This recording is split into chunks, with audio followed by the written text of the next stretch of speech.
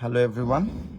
আজকে আমরা আমাদের ক্লাস স্টার্ট করতেছি আমাদের জোসেফের পক্ষ থেকে। আজকে নবম এবং দশম শ্রেণীর জন্য কারেন্ট ইলেকট্রিসিটি একাদশ অধ্যায় চলতরিৎ ক্লাস নিচ্ছি। আমি অনিরুদ্ধ মজুমদার, বুয়েট 21।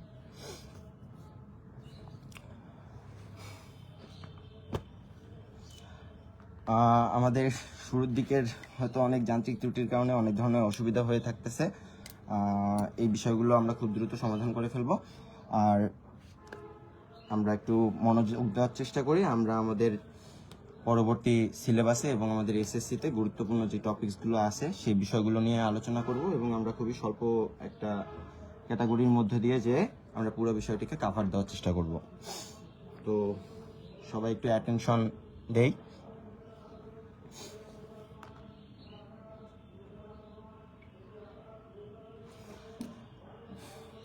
তো আজকে আমাদের টপিকটাই হচ্ছে চলতরিৎ বা কারেন্ট ইলেকট্রিসিটি। তো চলতরিৎ নিয়ে যখন আমরা কথা বলতে যাই আমাদের সর্বপ্রথম যে জিনিসটা আসে সেটা হচ্ছে ইলেকট্রিসিটি বা কারেন্ট। আমাদের জিনিসটা আসে সেটা হচ্ছে কারেন্ট আই। এখন কারেন্ট আই অ্যাকচুয়ালি ডিপেন্ড করে কার উপরে? কারেন্ট আই ডিপেন্ড করে মেনলি ভোল্টেজের উপরে। মানে আমাদের চলতরিৎ নিয়ে যখন আমরা কথা বলতে যাব আমাদেরকে বিভব নিয়ে চিন্তা করতে হবে। অর্থাৎ আমরা যদি সাপোজ দুইটা পয়েন্ট বিবেচনা করি, একটা এ পয়েন্ট অ্যান্ড একটা বি পয়েন্ট। সাপোজ এ পয়েন্টের বিভব ভিএ, বি পয়েন্টের বিভব ভিবি, এবং এদেরকে আমরা একটা তার দিয়ে কানেক্ট করলাম। এখন এটার মধ্য দিয়ে কারেন্ট কখন প্রবাহিত হবে? এটার মধ্য দিয়ে কারেন্ট তখনই প্রবাহিত হবে যখন ভিএ এবং ভিভি এর মধ্যে একটা ডিফারেন্স থাকবে। অর্থাৎ আমাদের ভিএ এবং ভিভি এর ভ্যালুটা সমান হবে না তখন আমাদের এটার মধ্য দিয়ে একটা কারেন্ট বা ইলেকট্রিসিটি প্রবাহিত হবে। অর্থাৎ আমরা যদি এখানে বিভব পার্থক্য রাখতে না পারি তাহলে কিন্তু কারেন্ট প্রবাহিত হবে না। এটা খুবই নর্মাল একটা নলেজ, আমরা ছোটবেলা থেকেই জানি এই জিনিসটা। তো আমরা আজকে মেইনলি যেটা পড়বো, ফার্স্ট অফ অল আমাদের 1 নাম্বার টপিকস যেটা হচ্ছে আমাদের বেসিক থিওরির মধ্যে পড়ে অ্যাকচুয়ালি, যে চলতরিতের অ্যাকচুয়ালি ইনভেনশনটা কিভাবে হয়েছিল, উৎপত্তিটা কিভাবে হয়েছিল। আমরা এটা খুবই একটা নর্মাল একটা বেসিক সার্কিটের মধ্য দিয়ে বিষয়টা বোঝার চেষ্টা করি। সাপোজ আমরা একটা ব্যাটারি নিলাম, তার সঙ্গে আমরা একটা রেজিস্ট্যান্স অ্যাড করলাম অ্যান্ড একটা সুইচ অ্যাড করলাম, আর ই ওকে ফাইন। এখন এটার মধ্যে দিয়ে আমরা যখনই আমাদের সুইচটাকে আমরা ক্লোজ করে দিব তখনই আমাদের এটার মধ্যে দিয়ে কি ইলেকট্রিসিটি আই প্রবাহিত হবে। এখন যে আই যে অ্যাকচুয়ালি প্রবাহিত হচ্ছে এটা অ্যাকচুয়ালি কিভাবে প্রবাহিত হইতেছে? আমরা এখানে আমাদের সার্কিটের মধ্যে এটা কি দেখতে পাচ্ছি? এটা সার্কিটের মধ্যে একটা ওয়্যার বা তার। তারের মধ্যে কি থাকে? অনুপরমাণু থাকে। তারের মধ্যে কি থাকে? অনুপরমাণু থাকে। এখানে অনেকগুলো আমাদের কি আছে, এরকম তারে লক্ষ লক্ষ কোটি কোটি লক্ষ লক্ষ কোটি কোটি এখানে তারের মধ্যে অণু বা পরমাণু আছে। এখন আমরা দেখতে পাচ্ছি ব্যাটারির এই প্রান্তটা কি পজিটিভ অ্যান্ড এই প্রান্তটা কি নেগেটিভ। একটা পজিটিভ প্রান্ত এবং একটা নেগেটিভ প্রান্ত। তো পজিটিভ প্রান্তটাকে আমরা কি বলতে পারবো? পজিটিভ প্রান্তটা অবশ্যই আমাদের হায়ার ভোল্টেজ মানে উচ্চ বিভব, আর নেগেটিভ প্রান্তটা আমাদের কি লোয়ার ভোল্টেজ বা নিম্ন বিভব। তো এখন এখানে ঘটনাটা কি ঘটে? ঘটনাটা ঘটে দেখো, লোয়ার ভোল্টেজ সাইডটা কি নেগেটিভ সাইড। একটা অনুপরমাণুর মধ্যে মেইনলি কি থাকে? একটা অনুপরমাণুর মধ্যে ইলেকট্রন থাকে, প্রোটন থাকে, নিউট্রন থাকে। তো আমরা সাপোজ আমাদের পুরো ইলেকট্রিসিটি, অ্যাকচুয়ালি ইলেকট্রিসিটি পরিবহন মানে কি? ইলেকট্রিসিটি পরিবহন মানে হচ্ছে ইলেকট্রন প্রবাহ, তাই না? আমরা ছোটবেলা থেকে এটাও জানি যে ইলেকট্রনের প্রবাহ মানে ইলেকট্রিসিটি প্রবাহ। তো এখন আমাদের এই অনুপরমাণুর মধ্যে ইলেকট্রন আছে। ইলেকট্রন কি চার্জড? ইলেকট্রন অবশ্যই নেগেটিভ চার্জড। তো ব্যাটারির নেগেটিভ প্রান্ত ইলেকট্রনের নেগেটিভ চার্জকে কি করবে? বিকর্ষণ করবে, তাই না? ইলেকট্রনের নেগেটিভ চার্জকে বিকর্ষণ করবে। তো সাপোজ আমরা এখানে যে প্রথম অণুটা দেখতে পাচ্ছি, এই প্রথম অণুর ইলেকট্রনটাকে সে বিকর্ষণ করলো, তখন সেই ইলেকট্রনটা কোথায় যাবে? সেকেন্ড অণুতে পৌঁছাবে। একইভাবে সেকেন্ড অণুর ইলেকট্রনটা বিকর্ষিত হয়ে থার্ড অণুতে পৌঁছাবে। তো আমরা দেখতে পাচ্ছি কি আমাদের এই দিক দিয়ে একটা ইলেকট্রনের প্রবাহ ক্রিয়েট হচ্ছে। কিসের প্রবাহ ক্রিয়েট হবে? ইলেকট্রনের প্রবাহ। একটু একটু আমরা অ্যানালাইসিস করার চেষ্টা করি বিষয়টা আর একটু, যে এই বরাবর আমাদের কি অণুগুলো ছিল, তাই না? এখানে একটা ইলেকট্রন প্রথমে পুশ হইলো, তারপরে এখানে একটা ইলেকট্রন পুশ হইলো, এই ইলেকট্রনটা এখানে গেল। তাহলে আমরা জানি কি যে কোনো জিনিস থেকে যখন ইলেকট্রন পাস হয়ে যায় তখন সেই জিনিসটা কি পজিটিভ চার্জভুক্ত হয়ে যায়, তাই না? সো এই অণু থেকে যখন ইলেকট্রন এখানে পাস হয়ে গেল, এই অণুটা পজিটিভ চার্জভুক্ত হইল। আবার এই অণু থেকে যখন ইলেকট্রনটা এই নেগেটিভ ব্যাটারির নেগেটিভ প্রান্তের কারণে বিকর্ষিত হয়ে পরের অণুতে গেল, তখন এই অণুটাও কি হয়ে যাবে, পজিটিভ চার্জভুক্ত হয়ে যাবে। তো আমাদের এই কথাটা বলার উদ্দেশ্য কি, এখানে আমাদের আর ছিল, এখানে আমাদের সুইচ বোর্ড ছিল। তো আমাদের এই কথা বলাটার উদ্দেশ্য হইল যে আমরা একটা ইলেকট্রন প্রবাহ পাইতেছি। ইলেকট্রন প্রবাহটা কোন দিক থেকে, নেগেটিভ সাইড থেকে পজিটিভ সাইডের দিকে, এই দিক দিয়ে ঘুরে ঘুরে ঘুরে ঘুরে একদম এই প্রান্ত পর্যন্ত আসবে, তাই না? কেননা ইলেকট্রনের নেগেটিভ চার্জকে আবার কে আকর্ষণ করবে, ব্যাটারির পজিটিভ প্রান্ত।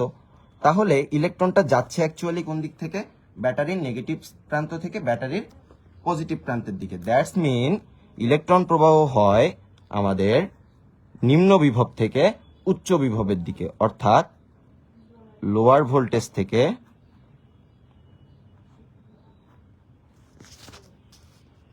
আপার ভোল্টেজের দিকে, তাই না?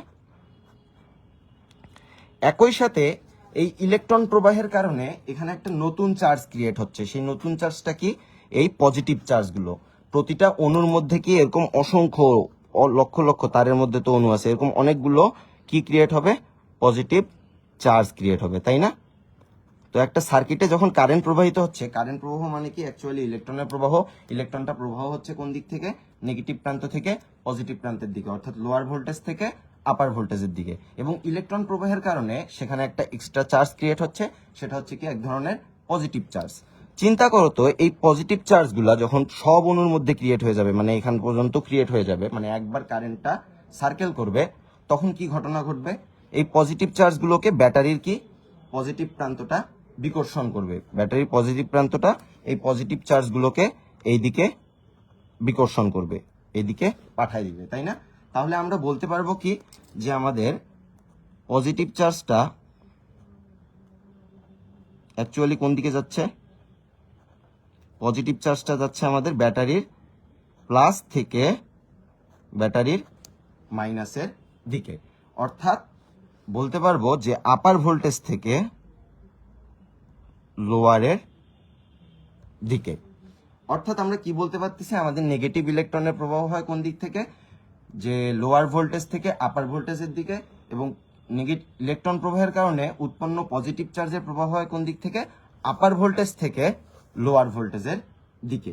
এবং বিজ্ঞানীরা সেই মুহূর্তে যখন চলতড়িৎ ইনভেনশন হয়েছিল, তখন তারা চিন্তা ভাবনা করলো যে ইলেকট্রন জিনিসটা অ্যাকচুয়ালি ইলেকট্রন প্রবাহের কারণে আমাদের ইলেকট্রিসিটি ক্রিয়েট হইতেছে। কিন্তু তারা চিন্তা ভাবনা করলো যেহেতু এখানে একটা পজিটিভ চার্জ ফিজিক্স অনুযায়ী আসতেছে, তো তারা এই পজিটিভ চার্জটাকেই নাম দিল ইলেকট্রিসিটি। তারা কি নাম দিল, এই পজিটিভ চার্জটাকেই নাম দিল ইলেকট্রিসিটি। অর্থাৎ আমরা বলতে পারবো কি যে আমাদের অ্যাকচুয়ালি ইলেকট্রিসিটি বা চলতড়িৎ, চলতড়িতের যে প্রবাহটা, সেই প্রবাহটা হয় কি আপার ভোল্টেজ থেকে লোয়ার ভোল্টেজের দিকে। অর্থাৎ আমরা একটু এটা ক্লিয়ার কাট লিখে ফেলি, এটা আমাদের বেসিক নলেজে অলওয়েজ থাকতে হবে, যে আমাদের কারেন্ট প্রবাহিত হবে কোন দিক থেকে, ব্যাটারির পজিটিভ থেকে ব্যাটারির নেগেটিভের দিকে, অর্থাৎ উচ্চ বিভব থেকে নিম্ন বিভবের দিকে।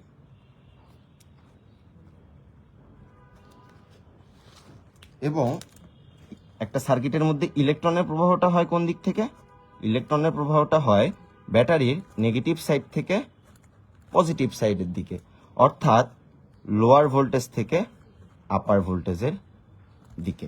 তো বিজ্ঞানীরা সেই কারেন্ট বা ইলেকট্রিসিটিটাকেই নাম দিল কি, সেই পজিটিভ চার্জটাকেই তারা কারেন্ট বা ইলেকট্রিসিটি নাম দিল। তো আমাদের অ্যাকচুয়ালি চলতরিতের ইনভেনশনটুকু এতটুকুই ছিল। আমরা যদি আমাদের যেই বোর্ড বই আছে, বোর্ড বইয়ে যদি চেক করে ফেলি তাহলে আমরা অ্যাকচুয়ালি এটাই পাবো। এখন আমি একটু যদি এর আগের পেজে ফিরে যাই, এখানে আমাদের কি ইউজ করছিলাম, একটা তার ইউজ করছিলাম, ওয়্যার। তার মানে কি? পরিবাহী, তাই না? কন্ডাক্টর। একটা তারকে আমরা কি বলতে পারবো? কন্ডাক্টর, পরিবাহী। পরিবাহী ছাড়া তো অ্যাকচুয়ালি আমাদের ইলেকট্রিসিটি পরিবহন হবে না। একটা পরিবাহী আমি নর্মালি আঁকলাম। এটা কি আমার একটা পরিবাহী। এই পরিবাহীর মধ্যে দিয়েই কি আমার ফার্স্ট অফ অল কি পরিবহন হয়? ইলেকট্রন প্রবাহ হয়। ইলেকট্রনের প্রবাহটা আমি দেখো বাম দিক থেকে ডান দিকে দেখাচ্ছি। তাহলে আমাদের কারেন্টের প্রবাহটা অ্যাকচুয়ালি কোন দিকে হয়েছে? অবশ্যই ইলেকট্রনের বিপরীত দিকে হয়েছে। কেননা একটু আগে আমরা এই বিষয়টা নিয়ে যথাযথ থিসিস করে আসছি এবং এটার বেসিকটাও জানার চেষ্টা করছি। তো অ্যাকচুয়ালি কারেন্টের প্রবাহ মানে কার প্রবাহ? ইলেকট্রনের প্রবাহ। এখন আমরা জানি কি প্রতিটা ইলেকট্রনেরই একটা কি আছে? চার্জ আছে। তো ইলেকট্রনের চার্জকে অ্যাকচুয়ালি ই দ্বারাই প্রকাশ করা হয় এবং সেটা কি 1.6 ইন্টু 10⁻⁻⁹ কুলম্ব। এছাড়াও তোমরা আরো একটা একক ইউজ করতে পারো, এটা যাই হোক, এটা তোমাদের লাগবে না, এটা তোমরা ইউজ না করলে হবে, এটা তোমাদের লাগবে না। তো আমরা আমাদের ইলেকট্রনের চার্জটা জানলাম। সো ইলেকট্রন প্রবাহের কারণে কারেন্ট প্রবাহিত হচ্ছে। তো এই কারেন্ট বা ইলেকট্রিসিটির সংজ্ঞা বা ডেফিনেশন স্থাপন করতে যায় বলা হইল যে কোন একটা পরিবাহী, এটা একটা পরিবাহী, যে কোনো প্রস্থচ্ছেদের মধ্য দিয়ে, প্রস্থচ্ছেদ জিনিসটা কি? পরিবাহীটার ঠিক এরিয়াটা কতটুকু, তাই না? এই যে এরিয়া এখানে কতটুকু, এটা হচ্ছে এটার প্রস্থচ্ছেদ। সো কোনো পরিবাহীর, আমরা আমাদের যদি বইয়ের মধ্যে একটু দেখি আমাদের সংজ্ঞায় ওখানে লেখা আছে যে কোনো পরিবাহীর যে কোনো প্রস্থচ্ছেদের মধ্য দিয়ে যে পরিমাণ আধান বা চার্জ প্রবাহিত হয়, ইলেকট্রনের আধান বা চার্জ কত? 1.6 ইন্টু 10⁻⁹ কুলম্ব। তো কারেন্ট প্রবাহিত হচ্ছে তো আর একটা ইলেকট্রনের জন্য না, কারেন্ট প্রবাহিত হচ্ছে কত সংখ্যক ইলেকট্রনের জন্য? সাপোজ আমরা ধরলাম কারেন্ট প্রবাহিত হচ্ছে n সংখ্যক ইলেকট্রনের জন্য। n সংখ্যক মানে এরকম তো অনেকগুলো ইলেকট্রন আছে, তাই না এখানে? তো তাহলে আমাদের যে পরিমাণ আধান প্রবাহিত হয়, তাইলে টোটাল চার্জটা কতটুকু হবে? কিউ। আমরা জানি কি আমাদের একটা ইলেকট্রনের চার্জ কি? 1.6 ইন্টু 10⁻⁹ কুলম্ব অথবা ছোট হাতের ই, এবং এখানে ইলেকট্রন আছে কয়টা? n সংখ্যক। তাহলে টোটাল চার্জ হবে আমাদের n ই। সো আমাদের কারেন্টের ডেফিনেশনে আর একবার ব্যাক করি, আমাদের কারেন্টের ডেফিনেশনে বলা হয়েছে কোনো একটা পরিবাহী, এইটা হইলো সেই পরিবাহী, এর যে কোনো প্রস্থচ্ছেদ, এর এরিয়া আমি কত ধরছি? এ। যে কোনো প্রস্থচ্ছেদ, এই এরিয়াটা যে কোনো হইতে পারে, যে কোনো প্রস্থচ্ছেদের মধ্য দিয়ে একক সময়ে যে পরিমাণ আধান প্রবাহিত হয়, চিন্তা করো একক সময়ে। তা আমি চিন্তা করলাম যে এই n সংখ্যক ইলেকট্রন অর্থাৎ nই সংখ্যক আধান এই পরিবাহীর মধ্য দিয়ে প্রবাহিত হতে টাইম লাগে t সেকেন্ড। কত সেকেন্ড? t second. তাহলে আমাদের আই এর সূত্রটা কি দাঁড়াচ্ছে? Q by T. আই সমান সমান কি? Q by T. যেখানে আমাদের কিউকে কি বলা হয়? কিউকে বলা হয় আমাদের চার্জ, চার্জের বাংলা কি? আধান, এবং টিকে আমরা বলতেছি কি? টাইম। সো আমরা আবার এখান থেকে জানতে পারছি কি যে কিউ মানে actually N E divided by T, মানে ইলেকট্রনের প্রবাহের কারণেই তো অ্যাকচুয়ালি আমরা আমাদের ইলেকট্রিসিটিটা এখানে গেইন করে থাকতেছি। সো আমরা এখন এখানে একটা ম্যাথ দেখার চেষ্টা করব। তার আগে আমরা একটু এটার এককটা নিয়ে কথা বলি। আমরা নর্মালি কারেন্টের একক কি ইউজ করি? আমরা নর্মালি কারেন্টের একক ইউজ করি কি? অ্যাম্পিয়ার, এমপিআরই। অ্যাম্পিয়ারকে কি দ্বারা প্রকাশ করা হয়? এ দ্বারা প্রকাশ করা হয়। অ্যাম্পিয়ারকে প্রকাশ করা হয় এ দ্বারা। তো আমরা যদি একটু বেসিক্যালি মানে নর্মালি যদি এটার আমরা একটু এককটা বের করার চেষ্টা করি তাহলে কি দাঁড়াবে? আই সমান সমান আমরা কি জানি? Q by T. চার্জের একক কি? কুলম্ব, এবং সময়ের একক কি?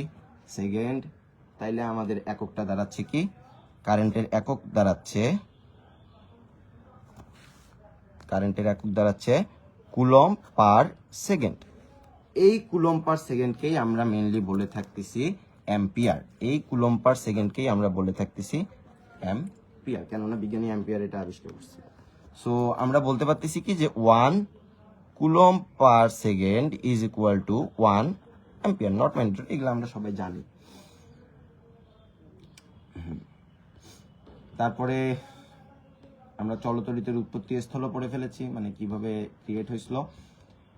এখন আমাদের কি দেখার কথা ছিল, যে আমাদের একটা অঙ্ক দেখার কথা ছিল। আমরা একটা অঙ্ক এখানে দেখার চেষ্টা করব। আমরা টাইপ 1 টাইপের একটা অঙ্ক বুঝতে পারবো, প্রথম টাইপের অঙ্ক। বলা হয়েছে কি, যে একটা তড়িৎ কোষ, এখানে একটা কোষ দিছি আমি, আর একটা তার দিছি।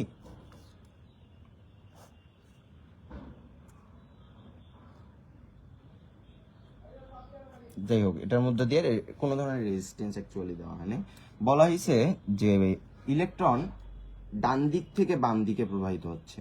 ইলেকট্রন কোন দিক থেকে কোন দিকে প্রবাহিত হচ্ছে, একটা প্রশ্নে ইলেকট্রন এই দিক দিয়ে সাপোজ প্রবাহিত হচ্ছে।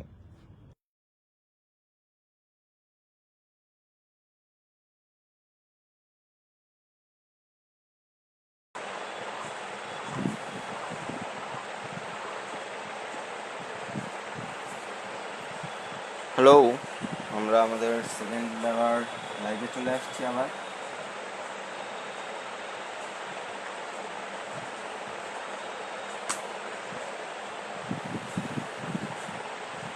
আমরা জাস্ট একটু ওয়েট করে নেই সবার জন্য।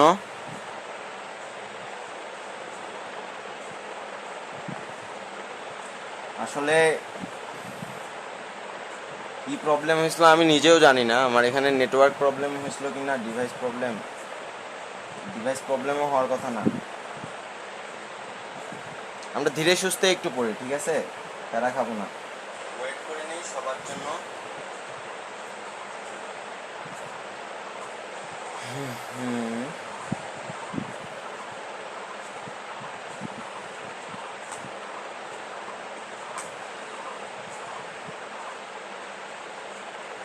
ওকে ফাইন, আমাদের যেহেতু ফার্স্ট ডে একটু প্রবলেম হচ্ছে, নেক্সট দিন থেকে আমরা বেটার ওয়েতে ক্লাস নেওয়ার ট্রাই করবো, ঠিক আছে, সরি ফর দিস। হ্যাঁ, আমরা আমাদের এসি কারেন্টের আমরা কার্ভ বা গ্রাফটা নিয়ে কথা বলতেছিলাম। আমরা বলেই দিছি যে এসি কারেন্ট মানে কি অ্যাকচুয়ালি যে অল্টারনেটিং কারেন্ট, তার মানে এটা দিক ক্রমাগত অল্টারনেট করতেছে, অর্থাৎ এটা ডিরেকশন চেঞ্জড হয়, এটা ডিরেকশন কি চেঞ্জেবল, মানে কারেন্টটার, তোমরা আসলে কারেন্টের direction 1 dimensional, 2 dimensional, multi dimension, 3 dimensional, 1 phase, 2 phase, 3 phase, অনেক কিছু হয়ে থাকে। তো এই জিনিসটা এইভাবে চিন্তা না করে জাস্ট এইটুকু ভাববা যে এসি কারেন্টে কারেন্ট অল্টারনেট করে, অর্থাৎ ডিরেকশন চেঞ্জ হয়। তো ডিরেকশন যদি চেঞ্জ হয় তাহলে কি আমাদের ডিসি কারেন্টের কার্ভে কারেন্ট যেমন কি ছিল, কনস্ট্যান্ট ছিল, ডিরেকশন চেঞ্জ হয়নি, কারেন্টের কোনো ধরনের কার্ভের মধ্যে আঁকা বাঁকা কোনো ধরনের চেঞ্জও আসেনি। সো ডিরেকশন যদি চেঞ্জ হয় তখন অ্যাকচুয়ালি আমাদেরকে তোমাদের 9-10-এর থিওরি অনুযায়ী বলা হয়েছে যেখানে একটা সাইন ওয়েভ ক্রিয়েট হবে, সাইন থিটার কার্ভ দেখবা এমন হয়, এটা একটা কি সাইন ওয়েভ, এটা হচ্ছে এসি ভোল্টেজের ক্ষেত্রে বলা হচ্ছে যে এটা একটা সাইন ওয়েভ ক্রিয়েট হবে। কিন্তু ম্যাক্সিমাম ক্ষেত্রে এটা সাইন ওয়েভও ক্রিয়েট হইতে পারে, তোমরা এটাকে ট্রায়াঙ্গুলার ওয়েভও ক্রিয়েট করতে পারো। দেখবা যে আমি একটু আগে ফার্স্ট লাইভ যেই অপশনটা ছিল, ফার্স্ট লাইভ অপশনটাতে আমি বলছিলাম যে এখানে যে আমাদের ওয়েভটা আঁকছিলাম আমরা এই কথাটা বলছিলাম যে ওখানে কার্ভের কোনো ধরনের চেঞ্জ হচ্ছে না, বাট এখানে কখনো সাইন ওয়েভ কখনো ট্রায়াঙ্গুলার ওয়েভ কিসের সাহায্যে আমরা দেখতে পাবো, ত্রিভুজাকার ওয়েভ। দেখো এটা ত্রিভুজাকার গঠন, কিসের সাহায্যে দেখতে পাবো আমরা, এটা দেখার জন্য যে যন্ত্রটার নাম বলছিলাম সেটা ছিল অসিলোস্কোপ। বাট অসিলোস্কোপ তোমরা হয়তো বা এখন ইউজ করো নাই বা অনেকে দেখে থাকতে পারো। তো অসিলোস্কোপের সাহায্যে তুমি যে কোনো সার্কিটের এই গ্রাফটা নিয়ে আসতে পারবা, যে সেই সার্কিটটায় যদি এসি কারেন্ট চলে, এসি কারেন্টের কার্ভগুলো আমরা এরকম পাবো, যে সাইন ওয়েভ পাবো, আমরা ট্রায়াঙ্গুলার পাবো, ইভেন সামটাইমস এখানে কার্ভ হিসেবে রেক্ট্যাঙ্গুলার কার্ভও পাওয়া যায়।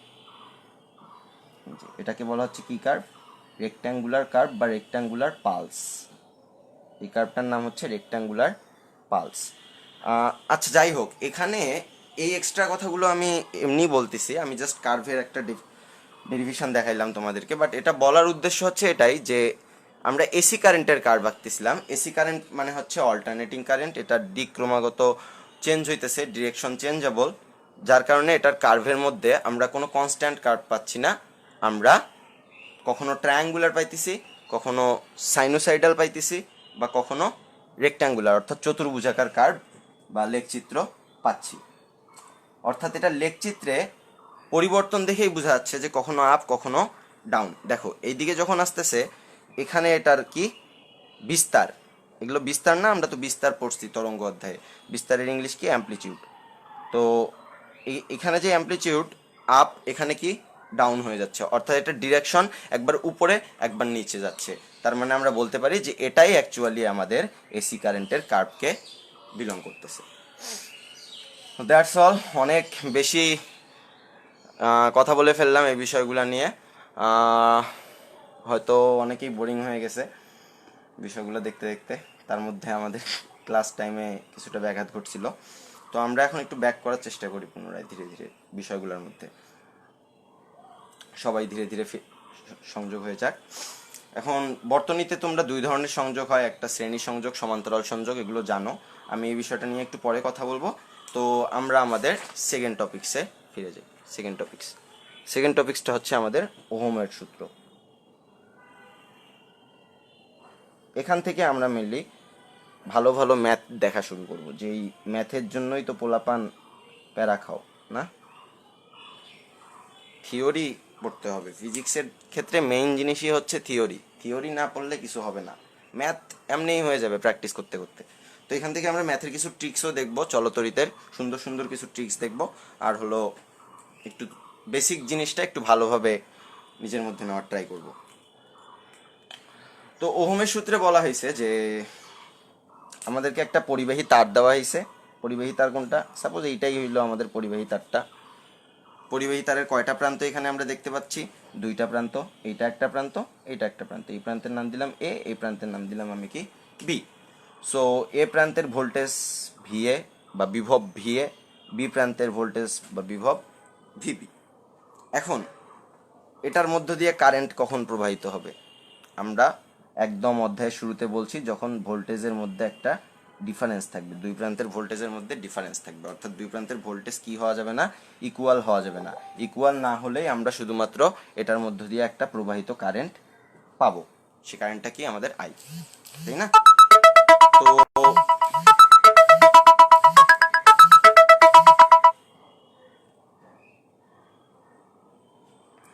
সো আমরা এটার মধ্যে দিয়ে কারেন্টটা পাবো, সেটা হচ্ছে আমাদের আই। এখন ওহম, এই ওহম কি বলছে? ওহম বলছে যে তাপমাত্রা স্থির থাকলে অর্থাৎ এখানে যে আমাদের টেম্পারেচার আছে সেই টেম্পারেচারটা কি আমাদের কনস্ট্যান্ট। ওহমের সূত্রের প্রথম কন্ডিশন হলো এটার তাপমাত্রা কি থাকবে? স্থির থাকবে। তোমরা বইয়ে একটু বিবৃতিটা দেখে নিবা কাইন্ডলি। বলছিল যে তাপমাত্রা স্থির থাকলে কোনো একটা পরিবাহীর মধ্য দিয়ে, এটা হচ্ছে আমাদের সেই পরিবাহীটা, তাপমাত্রা স্থির থাকলে কোনো একটা পরিবাহীর মধ্য দিয়ে প্রবাহিত তড়িৎ প্রবাহ কোনটা? আই পরিবাহীর দুই প্রান্তের বিভব পার্থক্যের সমানুপাতিক। অর্থাৎ আই কার সমানুপাতিক? পরিবাহীর দুই প্রান্তের বিভব পার্থক্য। দুই প্রান্তের বিভব পার্থক্য কি? ভিএ মাইনাস ভিবি লিখতে পারি আমরা, অথবা ভিবি মাইনাস ভিএ, যাই লেখো না কেন। ও কাইন্ডলি মানে মেনলি বেসিক্যালি এখানে ভিএ কে ভি দ্বারা প্রকাশ করা হয় অ্যাকচুয়ালি। মানে বিভব বলতে অ্যাকচুয়ালি বিভব পার্থক্যকে বোঝায়। যখনই দেখবা যে বিভব বলতে অ্যাকচুয়ালি বিভব পার্থক্যকে বোঝায়। এই কারণে আমরা বিভব পার্থক্যের জায়গায় ভি সাইন ইউজ করি। সো আমরা ওহমস ল অনুযায়ী পাইলাম যে আই সমানুপাতিক অফ কি? V. I is proportional two voltage. So এখন আমরা তো এগুলো জানি, নর্মাল জিনিসপাতি জানি যে আমরা যদি এখন সমানুপাতিক চিহ্ন তুলে দিই একটা কনস্ট্যান্ট আসবে, সেই কনস্ট্যান্টটা কি? জি ইন্টু ভি। এই জি এর নাম কি বলা হয়? এই জি এর নাম হলো কন্ডাক্টেন্স বা পরিবাহিতা।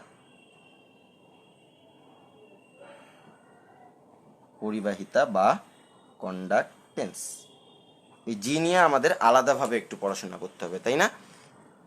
পরিবাহিতা বা কন্ডাক্টেন্স কি? রোধের বিপরীত রাশি, আমরা জানি এগুলো যে পরিবাহিতা বা কন্ডাক্টেন্স হলো রোধের বিপরীত রাশি, অর্থাৎ জি ইজ ইকুয়াল টু কি 1/r। আর এর একক কি? আর এর একক হইল ওহম, তাই না? তাইলে জি এর একক আমাদের কি দাঁড়াবে? জি এর একক আমাদের আলটিমেটলি দাঁড়াবে ওহম ইনভার্স 1, অথবা ওহম ইনভার্স 1কে তুমি চাইলে লিখতে পাবা মোহ। আমরা এটা আমাদের এইসো মোহ বুঝতাম আমরা। ওহম ইনভার্স 1কে তুমি চাইলে মোহ লিখতে পাবা। এছাড়াও এটাকে সিমেন্সও বলা যায় এককে। সো এখন তাইলে আমাদের আলটিমেটলি এই ওহমস ল থেকে আমরা আমাদের কারেন্ট ভোল্টেজ যেই রিলেশনটা এস্টাবলিশ করতে পাইছি, সেই কারেন্ট ভোল্টেজ রিলেশনটা হচ্ছে I is equal to V divided by R. কেননা I is proportional to V ছিল, প্রপোর্শন তুলে দেওয়ার কারণে আমরা পরিবাহিতা পাইছি বা কন্ডাক্টেন্স পাইছি, যেটা আমাদের একটা টপিক্সের অংশ।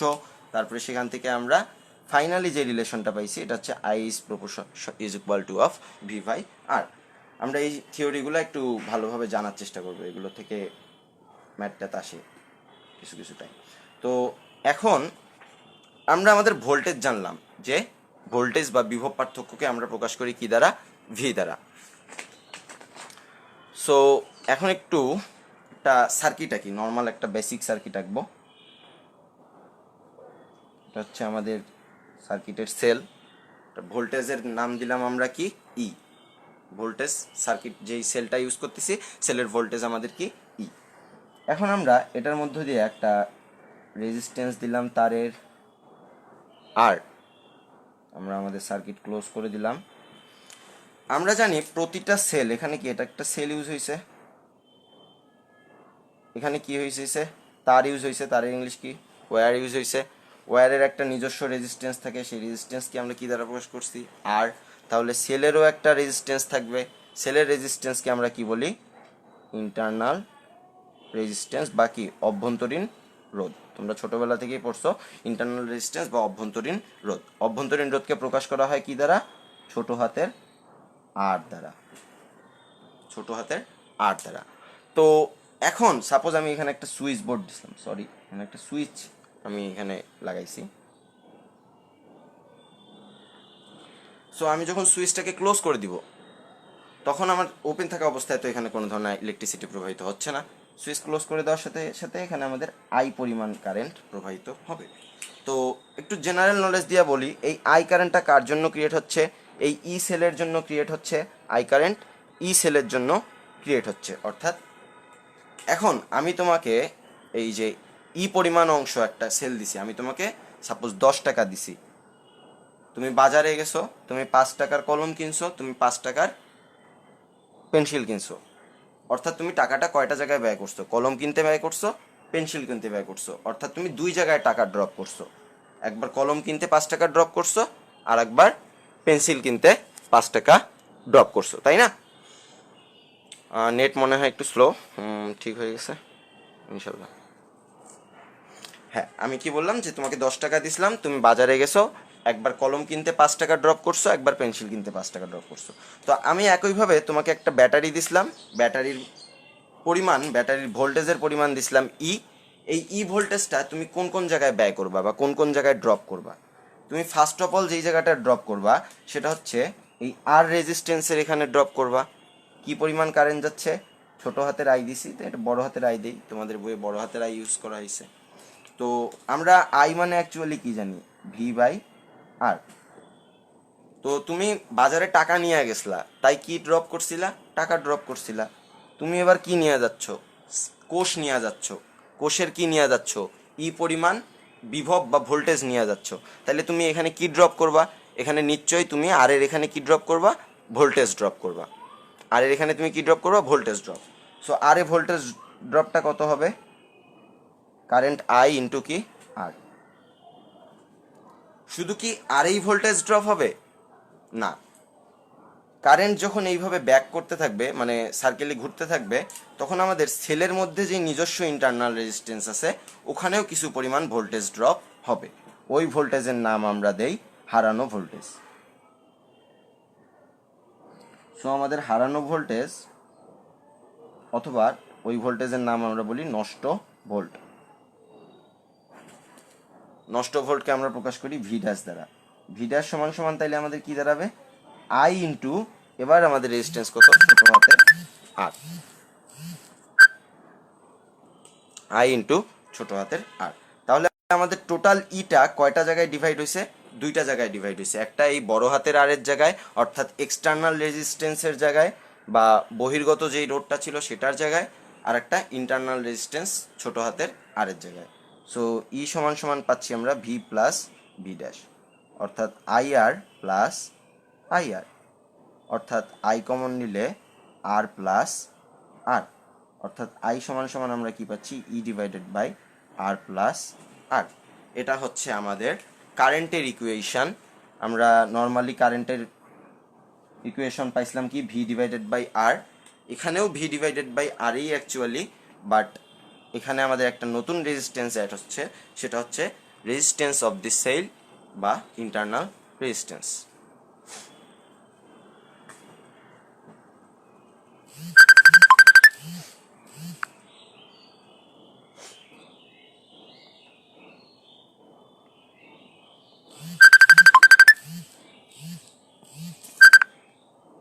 এক মিনিট, একটু কাইন্ডলি তোমরা একটু কলেই থাকো।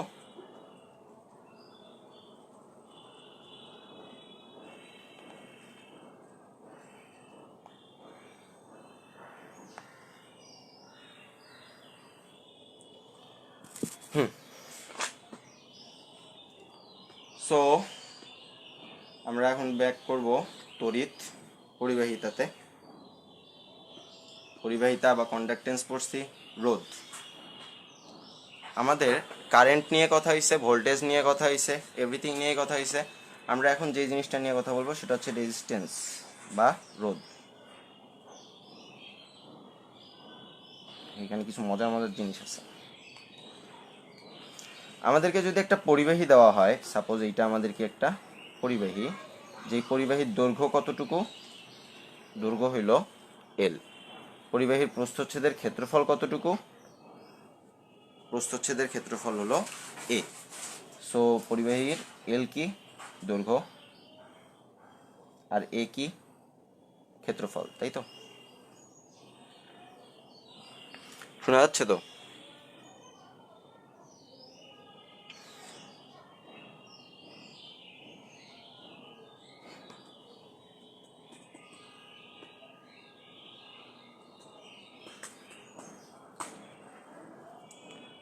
সো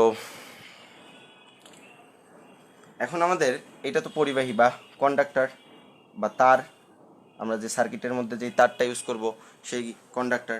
সো এটার কি নিজস্ব একটা রেজিস্ট্যান্স থাকবে, এই রেজিস্ট্যান্সটাকে আমরা বলতেছি আর। অবশ্যই তারের কি, তারের নিজস্ব একটা রেজিস্ট্যান্স থাকবে, সেই রেজিস্ট্যান্সটাকে আমরা কি বলতেছি, আর। তো এই আর অ্যাকচুয়ালি কার কার উপর ডিপেন্ডস করে, আমরা এই আর কার কার উপর ডিপেন্ডস করে, কার কার, আরটা বলা হলো যে এই আর যদি আমাদের পরিবাহীটার উপাদান ফিক্সড থাকে, তাপমাত্রা ফিক্সড থাকে, তাহলে এই আর কি পরিবাহীর দৈর্ঘ্যের সমানুপাতিক এবং এর প্রস্থচ্ছেদের ক্ষেত্রফলের ব্যস্তানুপাতিক। সো এই দুইটাকে যখন আমরা কম্বাইন করব, এই দুইটাকে কম্বাইন করলে আমরা কি পাবো, আর সমানুপাতিক অফ এল বাই এ। এখান থেকে যদি আমরা সমানুপাতিক চিহ্ন তুলে দেই তাহলে আমাদের ইকুয়েশন আসে rho L by A. What is this rho? এই রো জিনিসটা কি? এই রো জিনিসটা হচ্ছে আমাদের আপেক্ষিক রোধ। আপেক্ষিক রোধ। সো আপেক্ষিক রোধ রো কার উপর ডিপেন্ডস করে? এটা সাধারণত রো সমান সমান আমরা কি লিখতে পারবো, আর এ ডিভাইডেড বাই এল। এটা ডিপেন্ডস করে দৈর্ঘ্য, প্রস্থচ্ছেদের ক্ষেত্রফল, উপাদান এবং তাপমাত্রা, অর্থাৎ যে কন্ডাক্টরটা ইউজ করছে সেই কন্ডাক্টরটার উপাদান এবং টেম্পারেচারের উপর আমাদের এই রো এর ভ্যালু ডিপেন্ডস করে থাকে। সো এখন তোমাদের কিছু কিছু ম্যাথ দেখতে পাবা, যে ম্যাথগুলোয় বলা হয় যে দৈর্ঘ্য বাড়ায় দেওয়া হয়েছে 3 গুণ, বা ক্ষেত্রফল কমায় দেওয়া হয়েছে 1 গুণ, নতুন রোধ কত হবে বা নিউ রেজিস্ট্যান্স কত হবে। এখান থেকে আমরা একটা ইকুয়েশন লিখতে পারবো যে দেখো এই আর কার সমানুপাতিক, এল এর।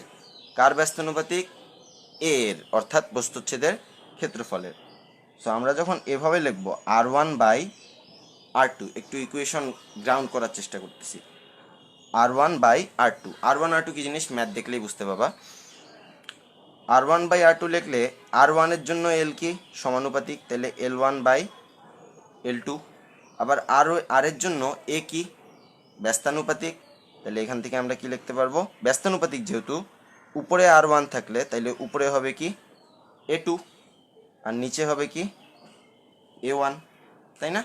আবার আর এর সাথে রো এর সম্পর্ক কি সমানুপাতিক, তাহলে আমরা এখানে এটা কি লিখতে পারবো, ρ1/ρ2, তাই তো।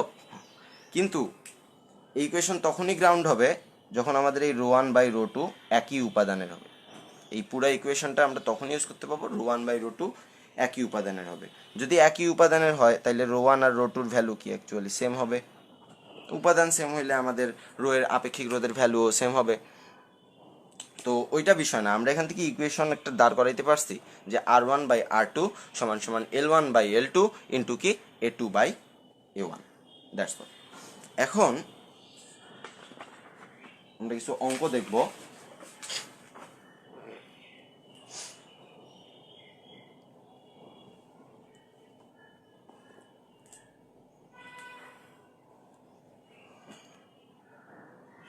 এটা একটা তার অ্যান্ড এইটা একটা তার, আমি দুইটা তার এখানে ইউজ করছি। আমরা এখান থেকে ইকুয়েশন কি পাইছি, R1/R2 সমান সমান L1/L2 ইন্টু কি A2/A1, ঠিক আছে।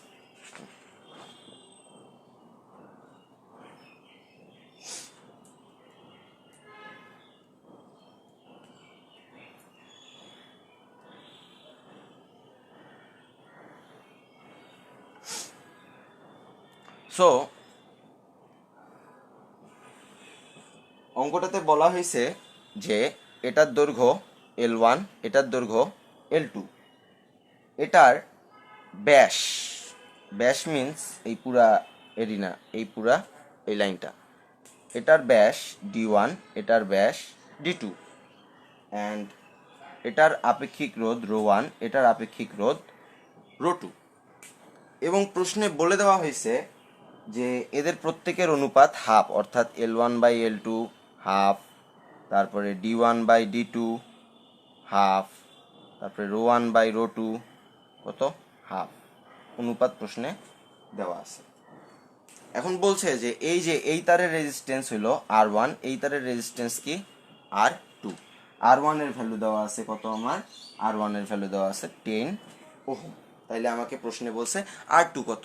আমরা একটু আগে আমাদের ইকুয়েশন থেকে দেখছি, কি ইকুয়েশন, R1/R2 সমান সমান কি L1/L2 গুণন কি A2/A1 গুণন কি ρ1/ρ2। দেখি L1/L2 কত, হাফ, ρ1/ρ2 কত, হাফ, A2/A1 কত। এ মানে কি, এ মানে অ্যাকচুয়ালি ক্ষেত্রফল বা এরিয়া। প্রস্থচ্ছেদের ক্ষেত্রফল মানে কি, বৃত্তকলার ক্ষেত্রফল অর্থাৎ পাই আর স্কোয়ার। আর কি ব্যাসার্ধ বা রেডিয়াস, কিন্তু এখানে দেওয়া আছে কি, আমার এখানে দেওয়া আছে ব্যাস, ব্যাস দেওয়া আছে জন্য আমরা ডি দ্বারা ইউজ করছি ডায়ামিটার। তাহলে আমাদের এখানে কি হবে, পাই গুণন D/2 স্কোয়ার, সোজা কথায় পাই D²/4। সো A2/A1 এর জায়গায় আমরা লিখতে পারবো অ্যাকচুয়ালি কি D2² square, D2² square. So half গুণন হাফ, D1/D2 ছিল হাফ, তাহলে D2/D1 কত হবে 2 এর উপর স্কোয়ার, তাই না? তাইলে আমাদের রেজিস্ট্যান্সটা দাঁড়াচ্ছে কত, এদিকে 1, তাইলে R1 ইজ ইকুয়াল টু আমাদের দাঁড়াচ্ছে কত, R2 সমান সমান 10 ওহম। এটা হচ্ছে আমাদের একটা ম্যাথস। এইটাই তোমরা বলতে পারো যে এই অধ্যায়ের সব থেকে টাফেস্ট ম্যাথ, মানে মানে এই টপিক রিলেটেড সব থেকে কঠিন ম্যাথগুলো যদি বলতে যাও, এটা একটা কঠিন ম্যাথ। আর আমি একটা নর্মাল জিনিস শিখাবো, খুবই একটা নর্মাল বা শর্টকাট বলতে পারো। আলটিমেটলি আমরা এই অঙ্কটাও কিন্তু শর্টকাটেই করলাম, যে এই সূত্রটা জাস্ট আমরা কি করে রাখবো, আমরা মাথায় রেখে দিব যে R1/R2 সমান সমান কি L1/L2 A2/A1 ρ1/ρ2। এখন আমরা একটা শর্টকাটে যাব, যে একটা পরিবাহী কে টেনে এন গুণ লম্বা করা হয়েছে। কি করা হয়েছে? এন গুণ লম্বা করা হয়েছে। তো এর আগে রেজিস্ট্যান্স ছিল R1, এখন রেজিস্ট্যান্স হয়েছে কত? R2। মানে লম্বা করলে কি চেঞ্জ হবে? লেন্থ চেঞ্জ হবে। লেন্থ চেঞ্জ হওয়া মানে কি? রেজিস্ট্যান্স চেঞ্জ হওয়া। কেননা আমরা আগেই সূত্রে জানছি যে আর কার উপর ডিপেন্ড করে? এল এর উপর ডিপেন্ড করে। সো আমাদের R1/R2 সমান সমান কি? L1/L2 ইন্টু কি A2/A1 ইন্টু কি ρ1/ρ2। যেহেতু এগুলো একই উপাদান, তাই ρ1/ρ2 এর অনুপাত কত হবে? একই উপাদান যেহেতু ρ1/ρ2 এইটার অনুপাত হবে 1। একই উপাদান হইলে আপেক্ষিক রোধ কি সেম হবে, তাই না? ρ1/ρ2 কি হবে? সেম হবে। তো আমরা এখানে একটা জিনিস মিস করছি, এটা তোমরা সবাই জানো, যে আমরা যে আপেক্ষিক রোধ রো পাইলাম, এই রো এর ভ্যালু একক কি হবে? এই রো এর একক কি হবে? RA/L। আর এর একক কি? ওহম। এর একক কি? Metre square. এল এর একক কি? মিটার। তাইলে আমাদের দাঁড়াচ্ছে কি? Ohm metre. এটা হচ্ছে গিয়ে কি আমাদের আপেক্ষিক রোধের একক। আপেক্ষিক রোধের একক ওহম মিটারও ইউজ করতে পারো।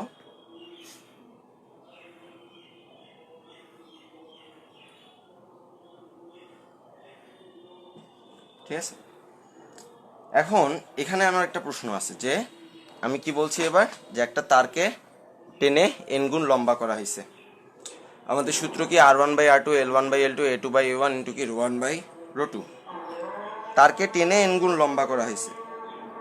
তারের তাহলে কি চেঞ্জ হবে? ক্ষেত্রফল চেঞ্জ হবে।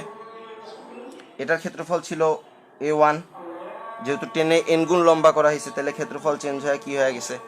A2। বাট এটার কি ভলিউম চেঞ্জ হবে? এদের মানে আয়তন চেঞ্জ হবে। আয়তন কিন্তু চেঞ্জ হবে না।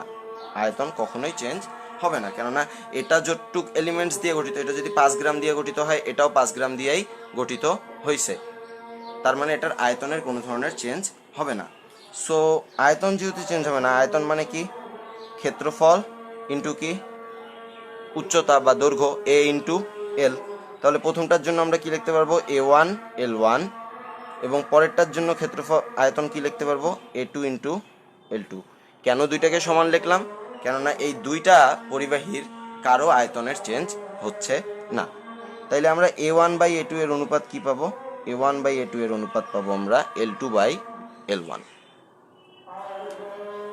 A1/A2 এর অনুপাত পাবো আমরা L2/L1। সো আমাদের ইকুয়েশন ফাইনালি দাঁড়াবে R1/R2 L1/L2 A2/A1 মানেও L1/L2। এখন যেহেতু একটাকে টেনে এন গুণ লম্বা করা হয়েছে, তাইলে আমরা কি বলতে পারবো? যে L2 সমান সমান N ইন্টু L1। মানে L2 ছিল এটার হাইট, L1 ছিল কি এটার height. So L2 will be the n time biggest than the L1। So আমরা এখানে ইকুয়েশনটা পাচ্ছি কি? এখানে আমাদের একটা n, এখানে আমাদের একটা n। তাহলে আমাদের ইকুয়েশনটা দাঁড়াচ্ছে R1 is equal two n square গুণন R2। রিমেম্বার দিস, এইটা একদম মাথায় রেখে দিবা। এমসিকিউ থেকে শুরু করে সব জায়গায় এই শর্টকাটটা ইউজ করতে পারবা। এমসিকিউ একদম খুব দ্রুত এমসিকিউ রানিং শর্টকাট ইউজ করতে পারবা। এখন আমি যদি তোমাদেরকে একটা অঙ্ক দিই, যে সাপোজ দেখার চেষ্টা করি, যে এটা তামার তার ছিল। এই তারটা কিসের তার? তামার তার, কপারের তার একটা। এই তারের রেজিস্ট্যান্স ছিল কত? 10 ওহম।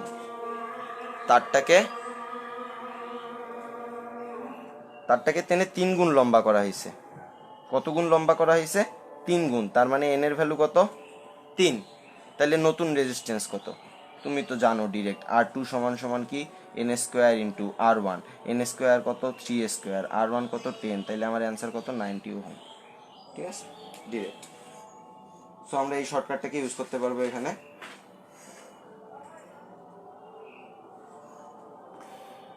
এখন আমরা সরাসরি, আচ্ছা তোমরা রেসপন্স করিও, কেউ যদি না বুঝে থাকো বা কোনো বিষয় কোনো টপিকস বুঝতে অসুবিধা হলে সাথে সাথে রেসপন্স করবো।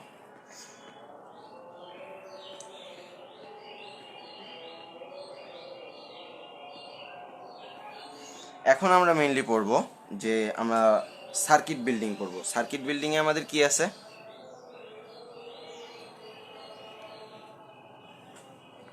সার্কিট যখন আমরা পড়তে যাই আমাদেরকে প্রথম যে টপিকসটা আসে সেটা হচ্ছে রোধের সমবায়। কি?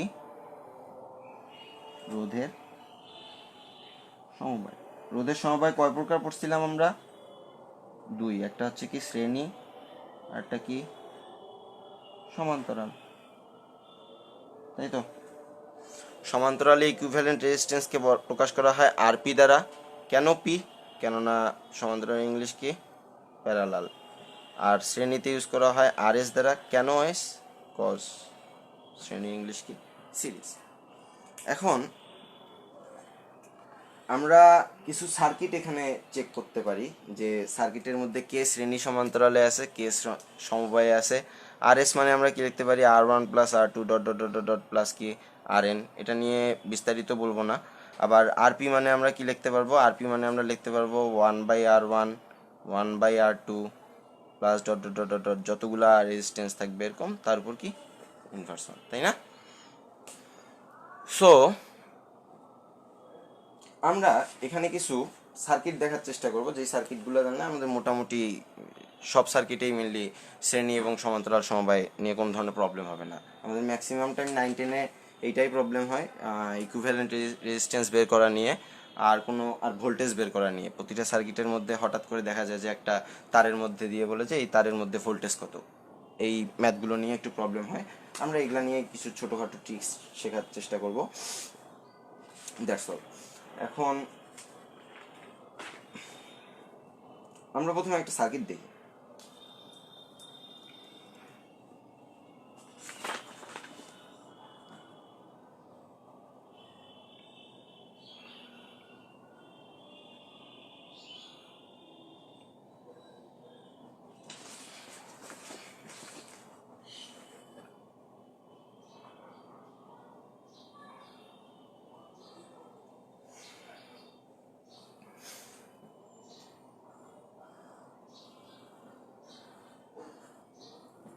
এটা এ পয়েন্ট দিলাম, এটা আমরা দিলাম বি পয়েন্ট।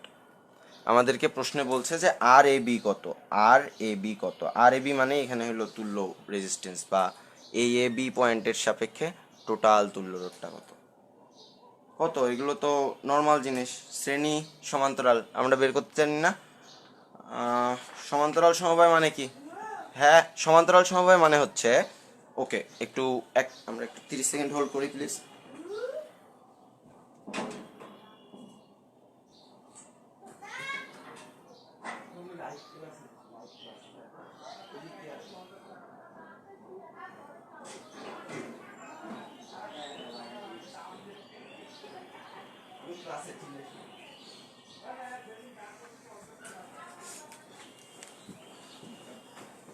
সরি, একটু ওয়েট হয়ে গেল।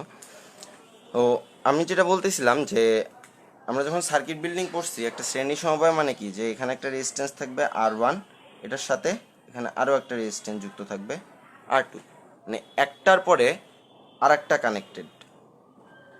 এটাই হলো কি শ্রেণী সমবায়। আর সমান্তরাল সমবায় তো আমরা জানি যে এটা যদি আমাদের R1 হয় আর এটা হবে আমাদের কি R2, অর্থাৎ আমাদের দুইটা রেজিস্ট্যান্সের যে পয়েন্ট থাকবে সে পয়েন্টগুলো হবে কমন পয়েন্ট। এই দেখো, R1 এর এখানে কমন পয়েন্ট, R2 এরও কি কমন পয়েন্ট মিলে গেছে, R1 এর কমন পয়েন্ট R2 এরও কি কমন পয়েন্ট মিলে গেছে। তাহলে আমরা যদি আমাদের এই সার্কিটটার দিকে একটু তাকানোর চেষ্টা করি, মানে 6 6 6 তিনজনেই কি কমন পয়েন্টে অ্যাকচুয়ালি অ্যাড না? 6 এখানে অ্যাড থাকা যায়, এই জায়গাতেও অ্যাড থাকা তা, তার মানে এই 6 এগুলো আসলে কিসে আছে? প্যারালালে আছে। এই 6টাই কিসে আছে?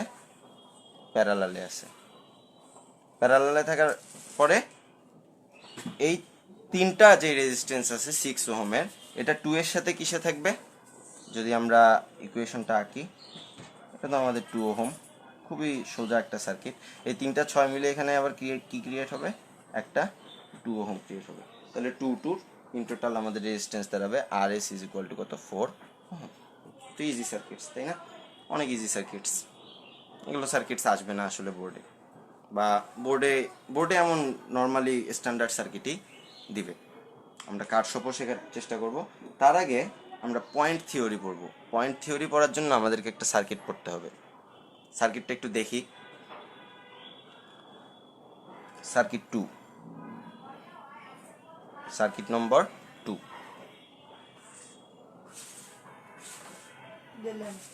ওকে,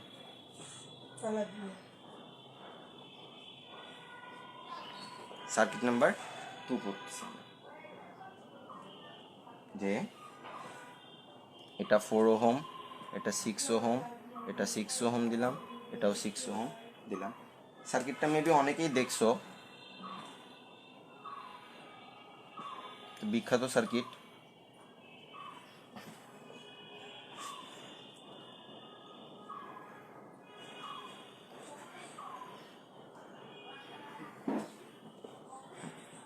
এই সার্কিটে টোটাল রেজিস্ট্যান্স কত, বা আর ইকুইভ্যালেন্ট কত, বা তুল্য রোধ কত। এই ধরনের সার্কিটটা সলভ করার জন্য আমি তোমাদেরকে সব সার্কিট সলভ করার জন্যই তোমরা ওই পয়েন্ট থিওরি ইউজ করতে পারো। কি থিওরি? বা পয়েন্ট থিওরি বা নোড থিওরি। কি? Node theory. প্রশ্ন হইল নোড জিনিসটা কি? নোড হইল, সাপোজ ধরো এখানে একটা রেজিস্ট্যান্স, এখানে একটা রেজিস্ট্যান্স, এদেরকে আমি এইভাবে লাগাই দিছি কোষের সাহায্যে, ঠিক আছে? এটা এই সার্কিটটার দিকে একটু খেয়াল করো। এই সার্কিটটা, এটা কি R1, এটা কি R2। এটা খুব ভালোভাবে একটু দেখার চেষ্টা করো, এগুলো পাবা না কোথাও। যাই হোক, নোড হইল মানে এমন পয়েন্টগুলোকে আমরা নোড বলবো যে দুইটা পয়েন্টের মাঝখানে একটা এলিমেন্টস থাকবে। এলিমেন্টস বলতে রেজিস্ট্যান্স থাকতে পারে, কোষ থাকতে পারে, ঠিক আছে? সো দেখো এইটা একটা নোড, এই পয়েন্টটা ধরলাম আমি একটা নোড। এটা কি নোডের নাম দিলাম? এ নোড। তাহলে এই পয়েন্টটা নামও কি হবে? এ পয়েন্ট। কেননা এদের মাঝে কি কোনো এলিমেন্টস আছে? নাই। তাহলে কি নোড চেঞ্জ হয়েছে? হয় নাই। এবার এখান থেকে এখানে আসলাম, মাঝখানে একটা কি আছে? রেজিস্ট্যান্স আছে। যেহেতু রেজিস্ট্যান্স আছে তার মানে নোড চেঞ্জ হয়েছে, তাই এই নোডটার নাম আমরা কি দিলাম? B node.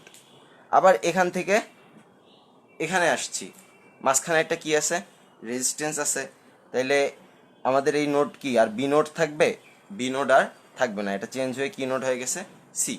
যেহেতু এটা সি নোড, এটাও কি নোড? সি নোড হবে, কেননা এখানে কোনো রেজিস্ট্যান্স নাই। তাহলে এই টোটাল সার্কিটে আমরা অ্যাকচুয়ালি কয়টা নোড পাচ্ছি? টোটাল সার্কিটে আমরা নোড পাইতেছি 3টা। এই সার্কিটে আমরা নোড পাইতেছি কয়টা? 3টা। সো আমরা এখন এই অঙ্কটার দিকে, এই সার্কিটটার দিকে একটু খেয়াল রাখি।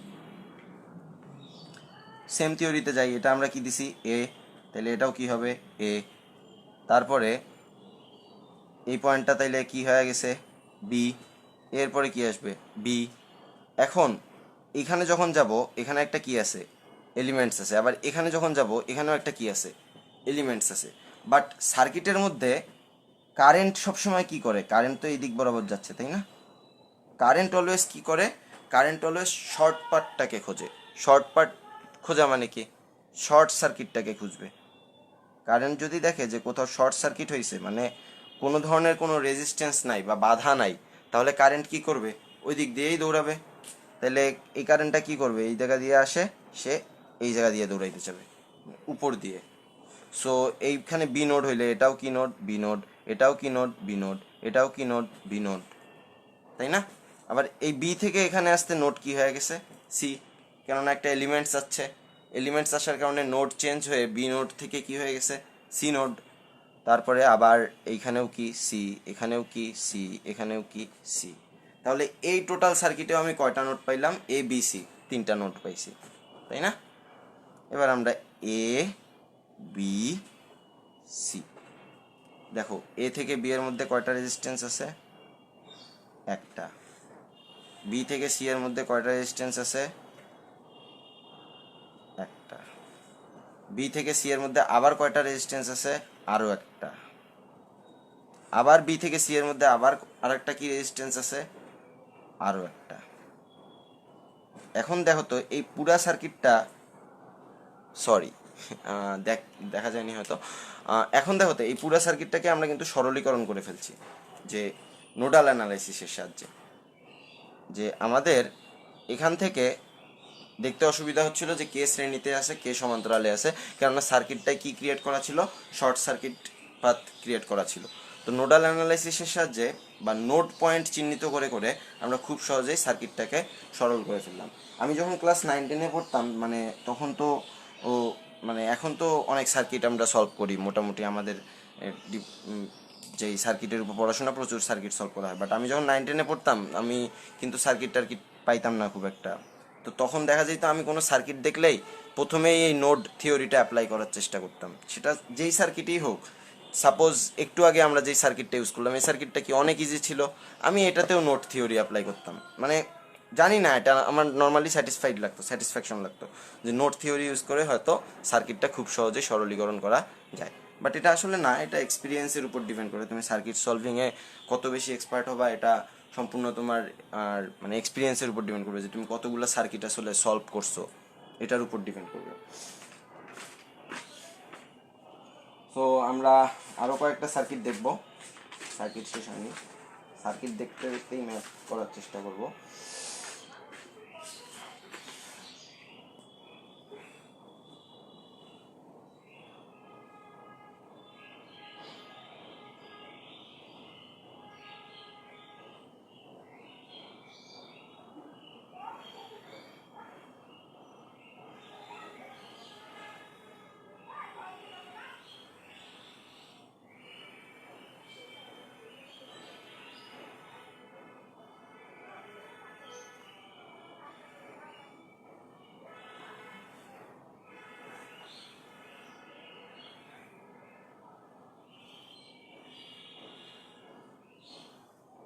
পয়েন্ট, অর্থাৎ এই এ বি এর মাঝখানে মেনলি আমরা আমাদের কোষটাকে সেট করলাম। যাও কোষও দিয়ে দিলাম, না হলে তোমাদের প্যারা লাগে, তো কোষও দিয়ে দিলাম।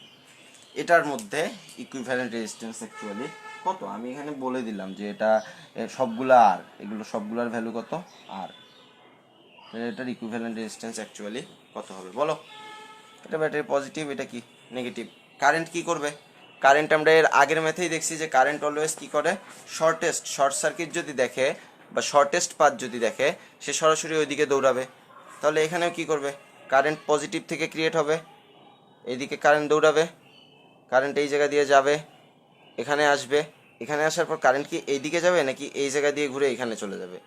কারেন্ট সবার প্রথমে দেখবে যে এই পথটা হইলো সব থেকে সোজা, এই পথে কোনো রেজিস্ট্যান্স নাই, কারেন্ট এই দিক দিয়ে ঘুরে আসবে। সো তুল্য রোধ হইলো যতটুকু রোধ আমার অ্যাকচুয়ালি সার্কিটে কাজে আসছে। তো সার্কিটে আমার যে এই এরিনাটা কি একদম এরিনা দরকারই নাই। তাহলে এটার ইকুইভ্যালেন্ট রেজিস্ট্যান্স অ্যাকচুয়ালি কত, 0 ওহম, তাই না? এই এরিনার তো আমার দরকার হচ্ছে না, শর্ট সার্কিটের মধ্যে দিয়ে কারেন্ট চলে গেছে নর্মালি। সো তারপরে আরেকটা যদি সার্কিট দেখার চেষ্টা করি, তোমরা তো একটু আগে নোড থিওরি অ্যাপ্লাই করছো, নোড থিওরি যেহেতু অ্যাপ্লাই করছো তাহলে এই অঙ্কটা একটু দেখার চেষ্টা করি কিভাবে করা যায়।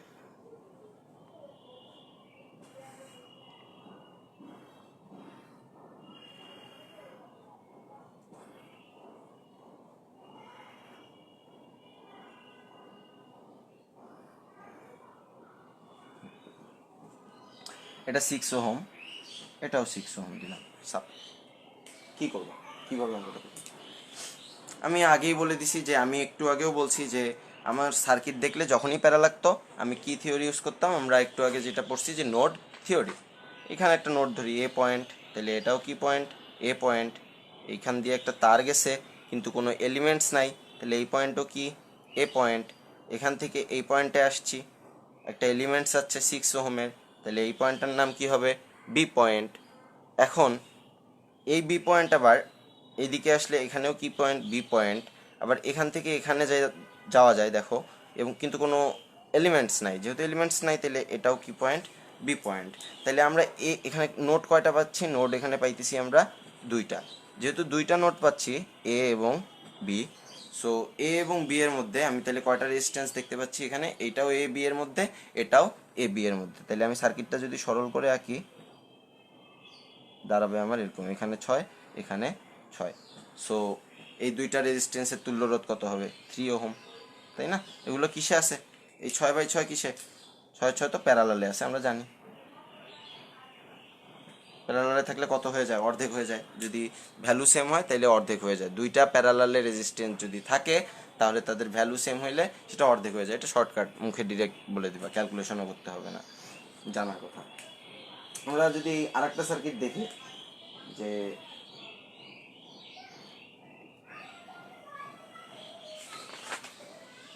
আরেকটা সার্কিট একটু দেখার চেষ্টা করি।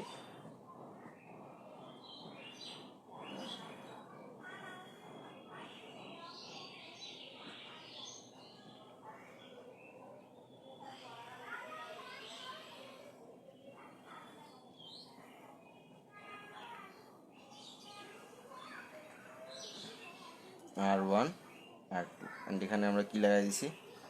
কোষ লাগাই দিছি। এটার ইকুইভ্যালেন্ট রেজিস্ট্যান্স কত হবে? এটার আর ইকুইভ্যালেন্ট কত বলো? একটু লজিক্যালি চিন্তা করি, কি ঘটনা ঘটবে? কারেন্ট এখানে ক্রিয়েট হবে পজিটিভ প্রান্ত থেকে, কারেন্ট এই দিক দিয়ে আসবে, এখান দিয়েও যাবে, তাই না? R1 R2 দুইজনকেই তারা ক্রস করলো। তারপরে কি করবে? কারেন্ট নর্মালি ভাগবে। কোন দিকে ভাগবে? যেদিকে শর্ট সার্কিট আছে। শর্ট সার্কিট কোন দিকে আছে? এইদিকে যদি যায় কারেন্ট, তাহলে কি ঘটনা ঘটবে? সাপোজ দুইটা ঘটনা ঘটতে পারে। এই পয়েন্টে আসার পর হয় এইদিকে কারেন্ট যাবে, না হয় এদিকে কারেন্ট যাবে, তাই না? তাই তো। কিন্তু চিন্তা করো তো, তুমি না হয় বললা যে এখানে সে কারেন্ট ডিভাইডও হইলো, এইদিকে গেল I1, এদিকে গেল I2। এই I2 কারেন্ট এই ওয়েতে যে সে কি আর ফিরে আসতে পারবে? সাপোজ এখানে I1 গেল, সাপোজ চিন্তা করতেছি, I1 এখানে গেল কি I2। এই R1 R2 কিসে আছে? এই R1 R2 তো সিরিজে আছে। আমাদের এটা নিয়ে কোনো চিন্তাই নাই যে এই R1 R2 কিসে আছে? সিরিজে আছে। সো আই কারেন্টটা এখানে এসে ডিভাইড হলো, এদিকে I1, এদিকে I2। এখন একটু লজিক্যালি বলো, এই I2 কারেন্ট আবার এখানে আসবে, এখানে এসে এইদিকে একটা যাবে, এইদিকে একটা যাবে, এইদিকে আসবে, এটা এইদিকে আসবে। দুইটা কারেন্ট পরস্পরের সঙ্গে কি হয়ে যাবে? এখানে ধাক্কা খাবে। ধাক্কা খেলে এই সার্কিটটা কি আর ঠিক থাকবে? এই সার্কিটটা আর ঠিক থাকবে না, এই সার্কিটটা অকেজো হয়ে যাবে। অকেজো হয়ে যাওয়ার অর্থ হচ্ছে আমাদের R3 অ্যান্ড R4 কোনো ধরনের ডিমান্ড রাখতেছে না, আমাদের ডিমান্ড রাখতেছে জাস্ট এই ফার্স্ট পোর্শনের সার্কিটটুকু। তাহলে আমাদের আর ইকুইভ্যালেন্ট দাঁড়াচ্ছে R1 প্লাস R2। ডান। এগুলো সব নোট থিওরিরই অঙ্ক নর্মালি। এখন এটা একটু ব্যতিক্রম ছিল।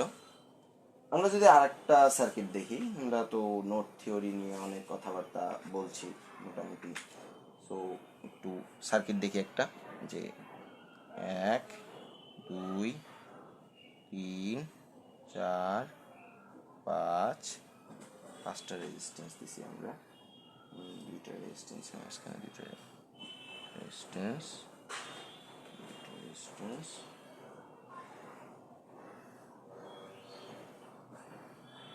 ঠিক আছে। এটা 2 ওহম, এটা 2 ওহম, এটা 2 ওহম, এটা 2 ওহম, এটা 2 ওহম। তোমরা তো এগুলা সার্কিট জানো, একটু আগেই দেখছো কিভাবে করছি। নোট থিওরি অ্যাপ্লাই করব। নোট থিওরি অ্যাপ্লাই করলে এটা কি পয়েন্ট? এ পয়েন্ট, এটা এ পয়েন্ট, এটা এ পয়েন্ট, এটা এ পয়েন্ট, এটা কি পয়েন্ট? এ পয়েন্ট। এখান থেকে এ থেকে এটা কি হয়ে যেত? বি, কেননা একটা এলিমেন্টস আছে, তাহলে নোট কি হবে? চেঞ্জ হবে। তাহলে এই নোডের নামও কি? বি। আবার এ থেকে এখানে আসছে, এটা বি, তাহলে এটা কি নোড? সি। তাহলে এখান থেকে এইটা কি নোড? সি।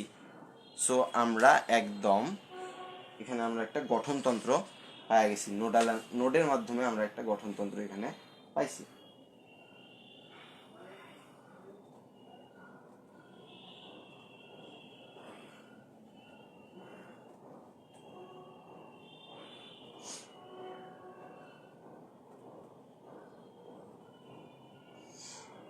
ঠিক আছে।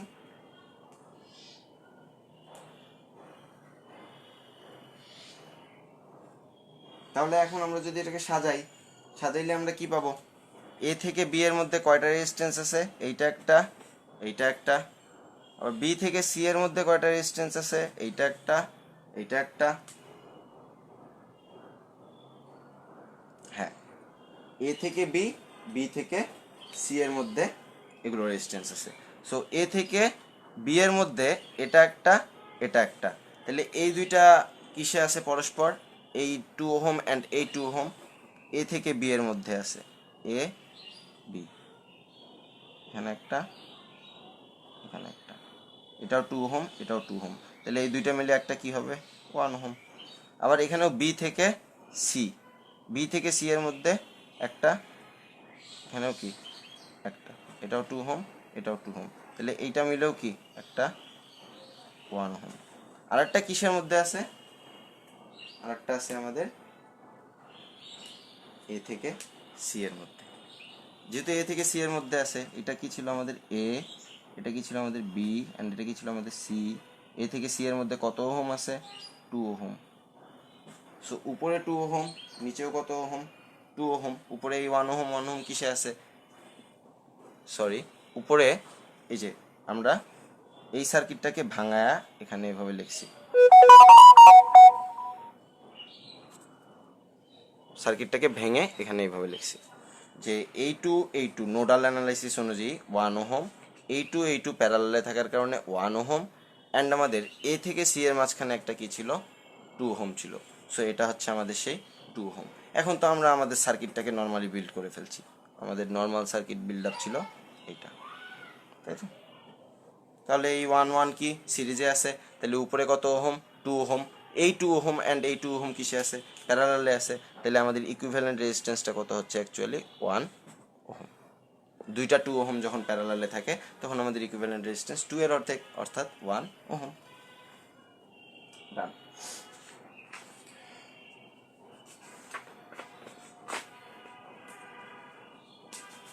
এছাড়াও আমরা আরও কিছু সার্কিট দেখে থাকতে পারবো।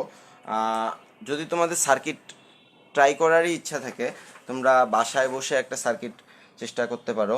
যে সার্কিট আমরা আসলে ছোটোবেলায় চেষ্টা করতাম, দেখে থাকবা। এগুলো জটিল সার্কিট, সোজা সার্কিটগুলো তোমরা মোটামুটি পারবাই।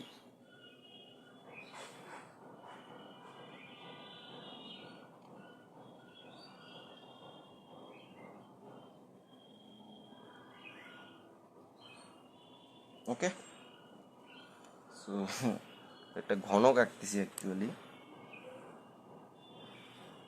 এখানে একটা রেজিস্ট্যান্স, এটা মনে হয় তোমরা দেখছো কিউবিক সার্কিট।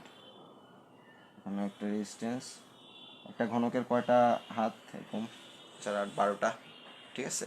প্রতিটা রেজিস্ট্যান্সের ভ্যালু আমি দিলাম, আর প্রতিটা রেজিস্ট্যান্সের ভ্যালু, প্রতিটা জাস্ট আর, এখানে এ বের করলাম, এখানে বি বের আমি লাগাই দিলাম।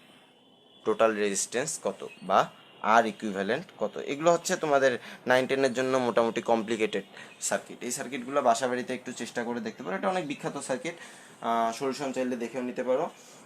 এটা নিয়ে আমরা কথা বলবো না, মানে এগুলো জাস্ট ট্রাই করে দেখতে পারো। সো আমাদের সার্কিট সলভিং মোটামুটি হয়েছে, আমরা মোটামুটি ইকুইভ্যালেন্ট রেজিস্ট্যান্সটা বের করতে পারি। আমরা যদি ইকুইভ্যালেন্ট রেজিস্ট্যান্স বের করতে পারি, আমাদের যদি এখানে ভোল্টেজ দেওয়া থাকে, তাহলে আমরা টোটাল কারেন্ট বের করতে পাবো কিভাবে, V divided by R equivalent. So আমরা এখন কারেন্টও বের করতে পারি। সো আমাদের মেইনলি টার্গেট আছে এখন যে আমরা দুইটা জিনিস শিখবো, একটা হচ্ছে voltage divider rule and current divider rule. So আমরা একটু ভোল্টেজ ডিভাইডার রুলটা নিয়ে কথা বলবো ফার্স্ট অফ অল। দেখো এই রুল দিয়ে অঙ্ক করলে ম্যাথ অনেক ইজি হয়ে যাবে তোমাদের। ভোল্টেজ বের করার যে প্রবলেম, তোমরা হয়তো জানো এই রুলটা সম্বন্ধে। ভোল্টেজ ডিভাইডার রুল কি,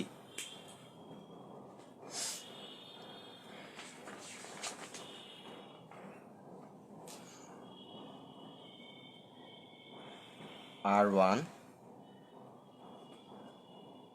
R2, ঠিক আছে। এখানে আমাদের একটা ইউজ করা হচ্ছে, এই কোষের হচ্ছে ই সেল। এখন আমি তখন বলছিলাম যে 10 টাকা নিয়ে বাজারে গেছো, 5 টাকা পেন্সিলে ঢালছো, 5 টাকা কিসে ঢালছো, কলমে ঢালছো। তুমি পরিমাণ সেল নিয়ে যাচ্ছ, তোমার পরিমাণ কারেন্ট এখানে ক্রিয়েট হইতেছে, তুমি তাইলে ই এর কিছু ভোল্টেজ R1 এ ঢালবা, ই এর কিছু ভোল্টেজ R2 এ ঢালবা। সো তুমি R1 এ যেই ভোল্টেজটা ঢালছো ওটা V1, R2 এ যেই ভোল্টেজটা ঢালছো ওটা V2।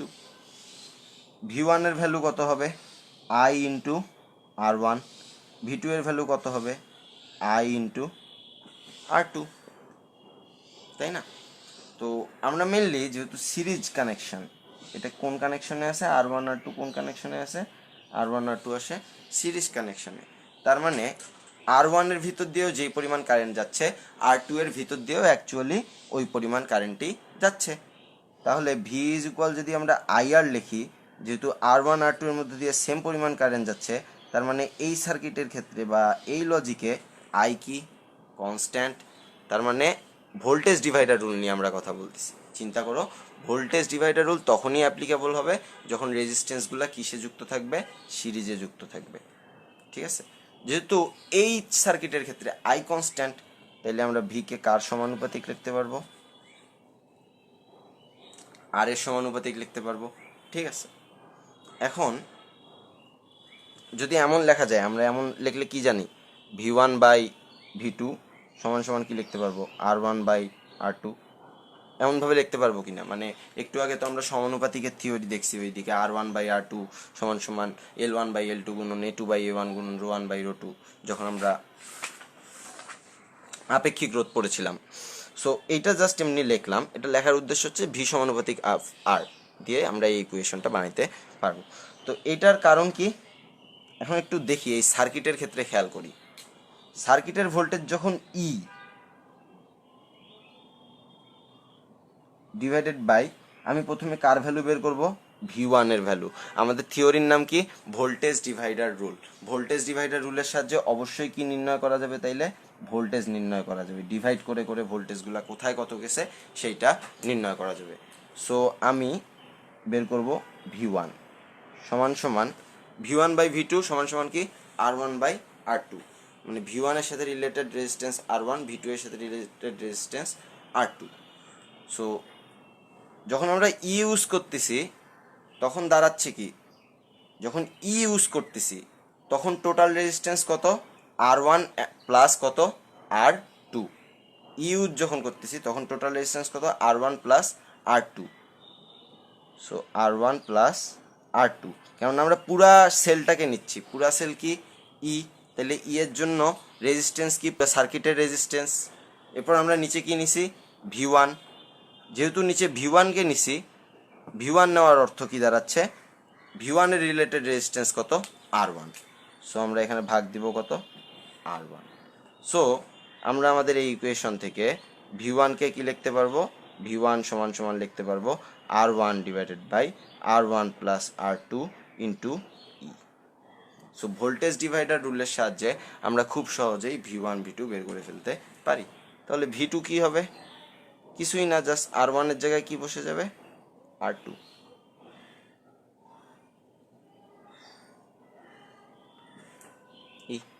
ঠিক আছে, এটাই হচ্ছে আমাদের ভোল্টেজ ডিভাইডার রুল, যেখানে আমরা সিরিজে সংযুক্ত রেজিস্ট্যান্সগুলার কে কতটুকু করে ভোল্টেজ ড্রপ করতেছে, অর্থাৎ V1 কতটুকু অ্যান্ড V2 কতটুকু, এই জিনিসটা আমরা খুব সহজেই গ্রান্ট করতে পারি। এটাই হচ্ছে আমাদের voltage divider rule. So voltage divider রুলের পরে আরেকটা যে ইম্পর্টেন্ট রুল আছে সেটা হচ্ছে কারেন্ট ডিভাইডার রুল। আমরা একটু এগুলা নিয়ে ম্যাথও দেখব, ভোল্টেজ ডিভাইডার রুল নিয়ে আমরা যদি ম্যাথ দেখি একটু পরে দেখব, তার আগে আমরা একটু কারেন্ট ডিভাইডার রুলটা কমপ্লিট করে আসি। আমার মনে আছে যে ভোল্টেজ ডিভাইডার রুল ইউজ করার জন্য এসএসসিতেই এই অনেক টাইম সলভ বেঁচে গেছিলো পরীক্ষার হলে, বাট এটা নিয়ে ভয় ছিলাম মার্কস কেটে দিবে নাকি, বাট মার্কস আসলে কাটে নাই, কেননা ওই সময়ও অনেক টেস্ট পেপারে ভোল্টেজ ডিভাইডার রুল ইউজ করা ছিল। Current divider rule, current divider rule কখন ক্রিয়েট হয় বলো তো, আমরা একটু রেজিস্ট্যান্স সার্কিট দেখি।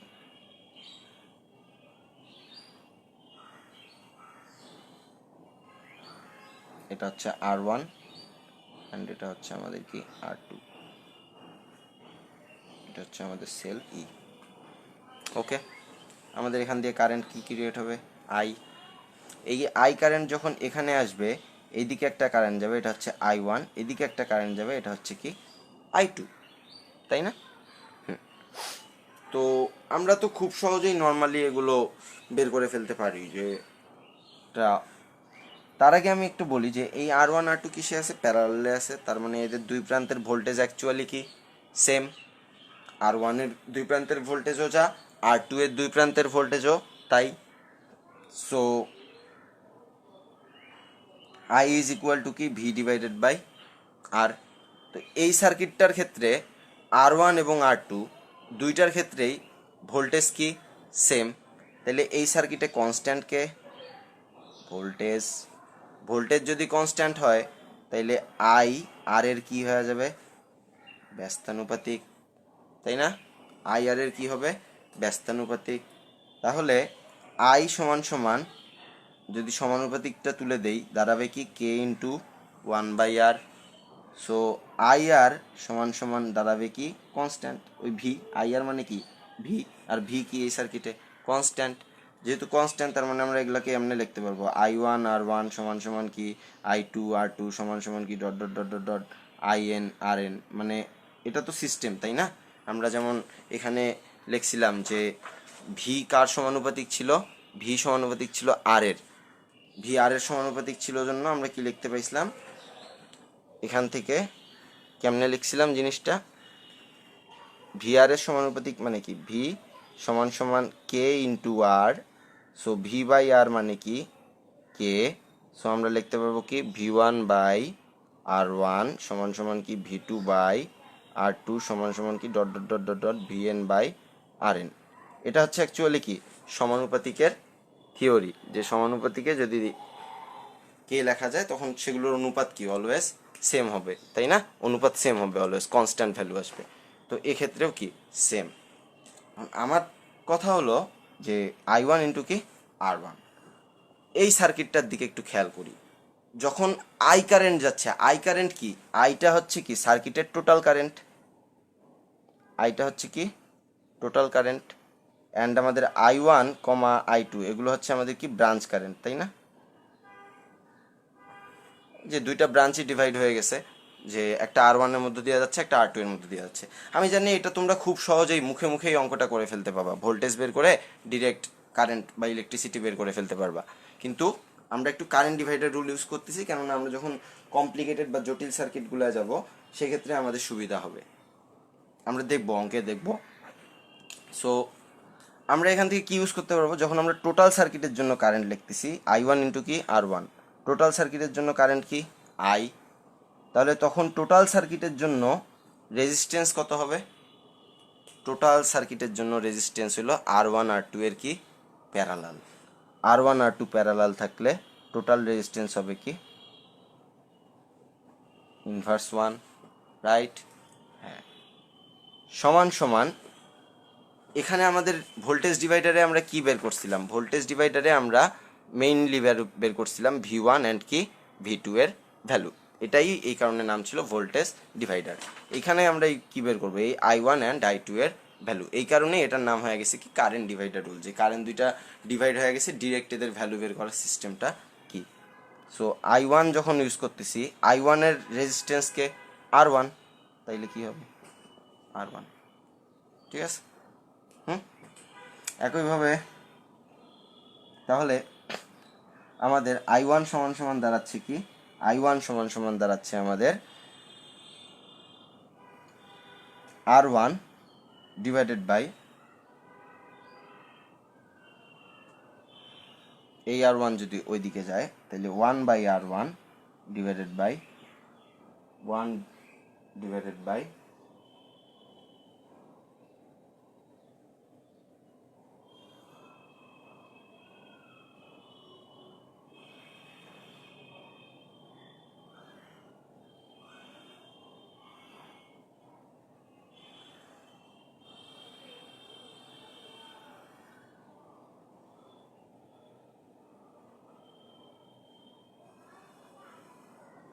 তাই না, দাঁড়াচ্ছে আমাদের ইকুয়েশন কি এইটা। সো R1 R2 উপরে যাবে R2 ডিভাইডেড বাই I1 সমান সমান আমার দাঁড়াচ্ছে কি পড়ে যাবে R2, এখানে হবে কি দুইটা কারেন্টের যোগফল ইন্টু কি I। সো আমাদের I1 এর ইকুয়েশন দাঁড়াচ্ছে এইটা। তাহলে I2 এর ইকুয়েশনটা তোমরা একটু মুখে মুখে বলো তো কি হবে। I1 যখন লিখছি উপরে কি আসছে R2, তাহলে I2 যখন লিখছি উপরে কি আসবে R1, নিচে তো অলওয়েজ রেজিস্ট্যান্স দুইটার যোগফল, অ্যান্ড এখানে কি total current I। So I1 বের করে ফেললাম, I2ও বের করে ফেললাম, জাস্ট আমরা মুখে মুখে এটা সলভ করে ফেললাম। এখন আমরা এই রিলেটেড একটা ম্যাথ দেখার চেষ্টা করি। ম্যাথ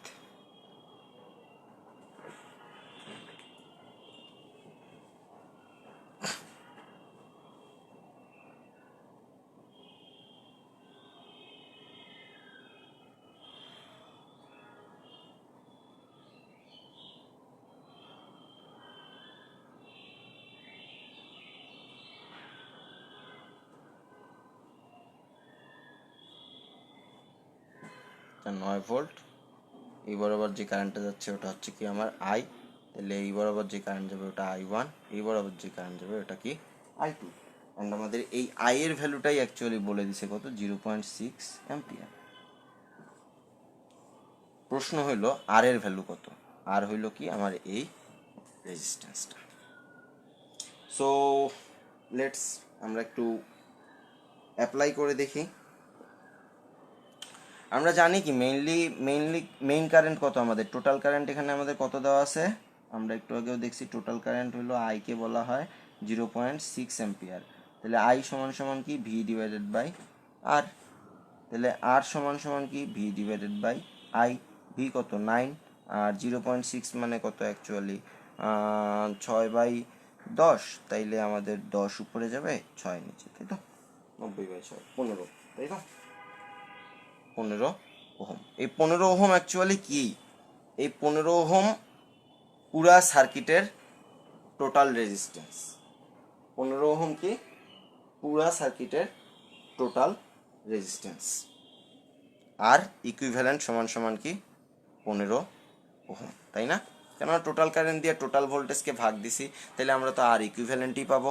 যেহেতু আর ইকুইভ্যালেন্ট পাওয়া গেছি, এখন এইটা আর এইটা কিসে আছে, প্যারালালে আছে, ওইটার সাথে এই 5 ওহম কিসে আছে, শ্রেণীতে আছে, তাহলে আর এবং 30 ওহম কিসে আছে, প্যারালালে, ওটার সঙ্গে 5 ওহম কিসে আছে, শ্রেণীতে, সমান সমান কি।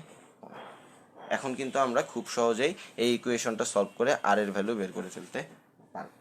এগুলো তো খুবই খুবই খুবই নর্মাল অঙ্ক, এগুলো অনেক ইজি। তারপরে হারানো বিভবের অঙ্ক তো আমরা করছি, যে হারানো ভোল্টেজের ভ্যালু অ্যাকচুয়ালি কত। আমাদের মেইনলি যেটা এগুলো ইউজ করব, এই কারেন্ট ডিভাইডার অ্যান্ড ভোল্টেজ ডিভাইডারের যে থিওরিটা, এই থিওরি দুইটা আমরা ইউজ করব যখন আমরা বড় বড় কমপ্লিকেটেড সার্কিটগুলো সলভ করব। দেখা যাচ্ছে যে অনেক বড় হয়ে যাচ্ছে অঙ্ক, শর্টকাটে অঙ্কগুলো করার জন্য কিছু কিছু জায়গায় এইটা করে ফেলবো, এই দুইটা রুল ইউজ করে ফেলবো। একটু ম্যাথ সলভ করলেই দেখবা যে মাথা ঠিক খুলে গেছে। আমরা তাও একটা অঙ্ক দেখি। সাপোজ এদিকে দিই আমরা 10 ওহম, অ্যান্ড এখানে দিলাম আমরা একটা কোষটা ধরলাম 10 ভোল্ট, অ্যান্ড আমরা এখানে একটা রেজিস্ট্যান্স দিলাম, এখানে একটা রেজিস্ট্যান্স 15 ওহম দেই, এটা 20 ওহম, ঠিক আছে, এটা কানেক্টস।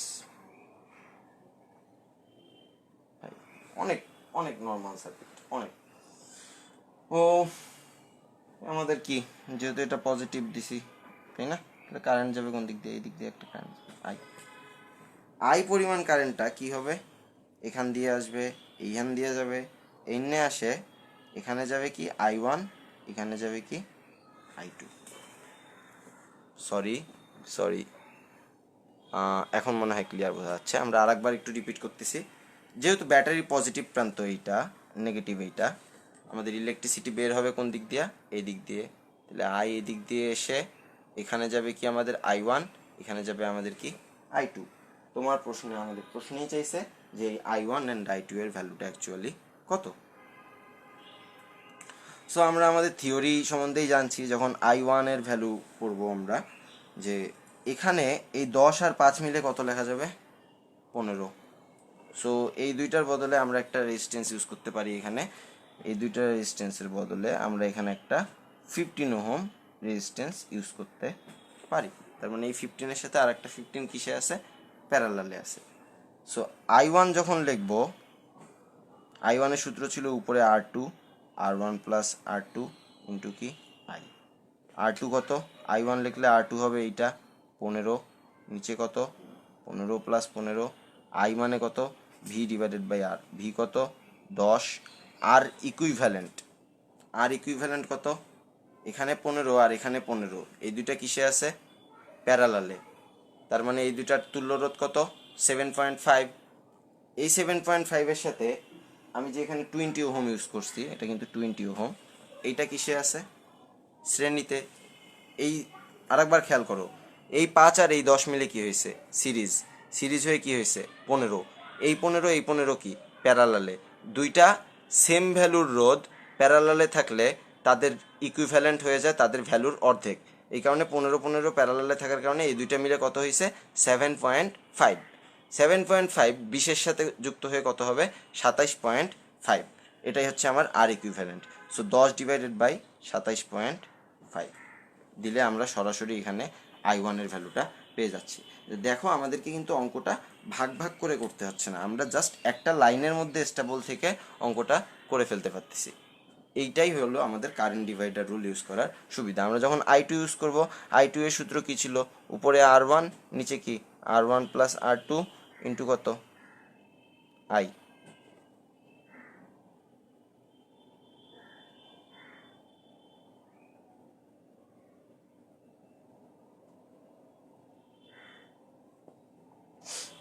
ঠিক আছে? সো আমরা এইভাবে অঙ্কটা সলভ করে ফেলার চেষ্টা করব।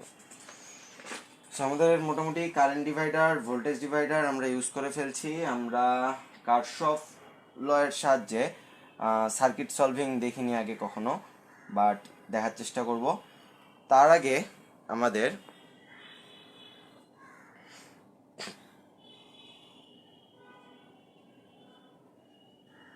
সার্কিটের যদি একটা অঙ্ক বলি, যে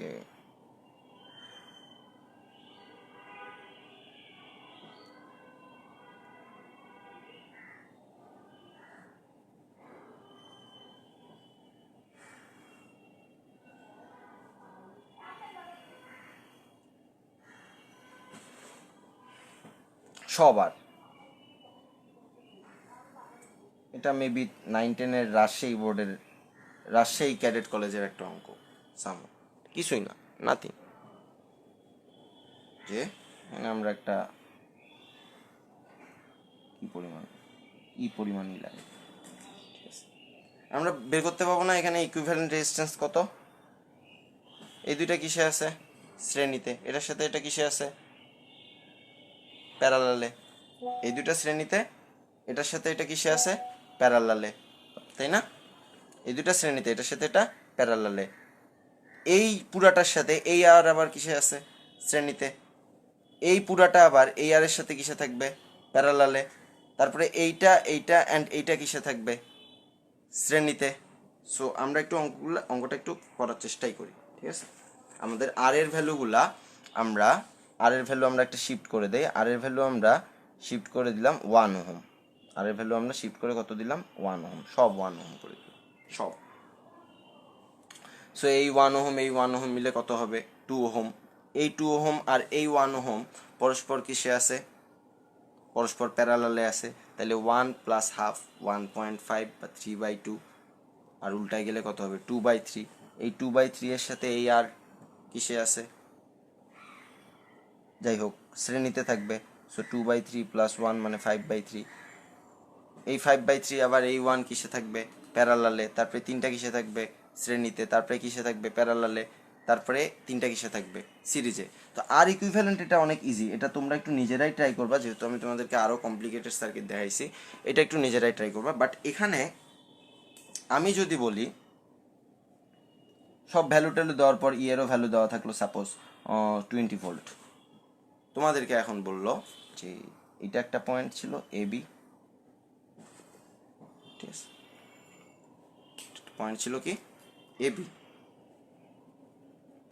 এই এবি প্রান্তের ভোল্টেজ নির্ণয় করবে, ভিএবি প্রান্তের ভোল্টেজ।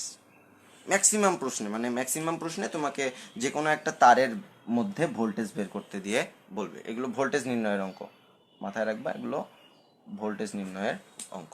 ম্যাক্সিমাম ম্যাথে ভোল্টেজ নির্ণয় করতে বলবে তোমাকে।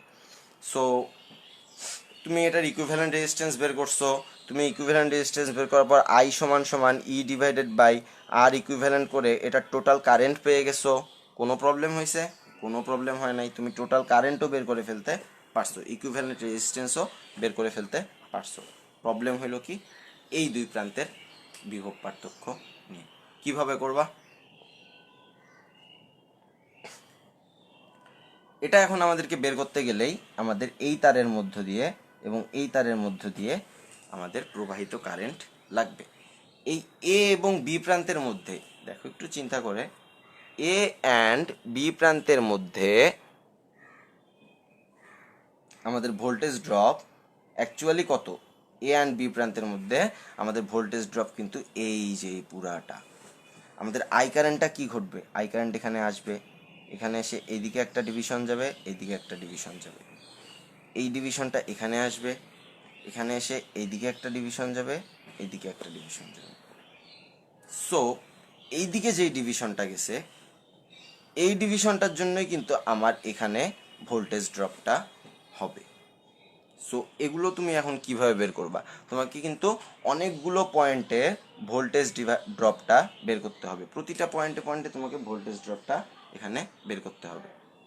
এর জন্য তোমার সব থেকে সুবিধাজনক উপায় হলো ভোল্টেজ ডিভাইডার রুল বা কারেন্ট ডিভাইডার রুল অ্যাপ্লাই করা। আমরা একটু আগে যে ভোল্টেজ ডিভাইডার বা কারেন্ট ডিভাইডার শিখছি এই কারণেই শিখছিলাম। আমরা যদি এই পুরা সার্কিটের রেজিস্ট্যান্সগুলোকে এক করে এখানে একটা রেজিস্ট্যান্স বানায় দিই জাস্ট, তাহলে আমরা কারেন্ট ডিভাইডার রুল দিয়ে খুব সহজেই এই কারেন্টটা বের করে ফেলতে পারবো। এই কারেন্ট বের করে ফেলতে পারলে তারপরে এইদিকেও কারেন্ট ডিভাইডার রুল দিয়েই আমরা এই কারেন্টটাও বের করে ফেলতে পারবো।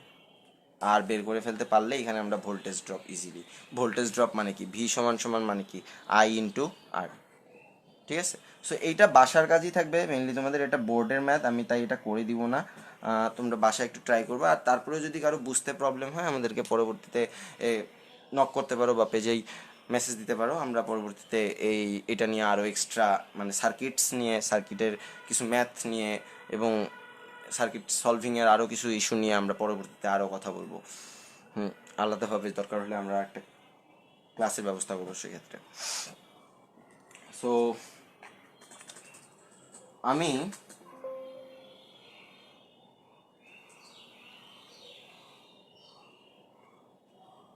এখন আমরা মেনলি করব যে আমাদের যে তড়িৎ শক্তি ব্যয় হয়, তড়িৎ শক্তিটা ব্যয় হয় বাসা বাড়িতে বিদ্যুৎ বিলের অঙ্ক। বিদ্যুৎ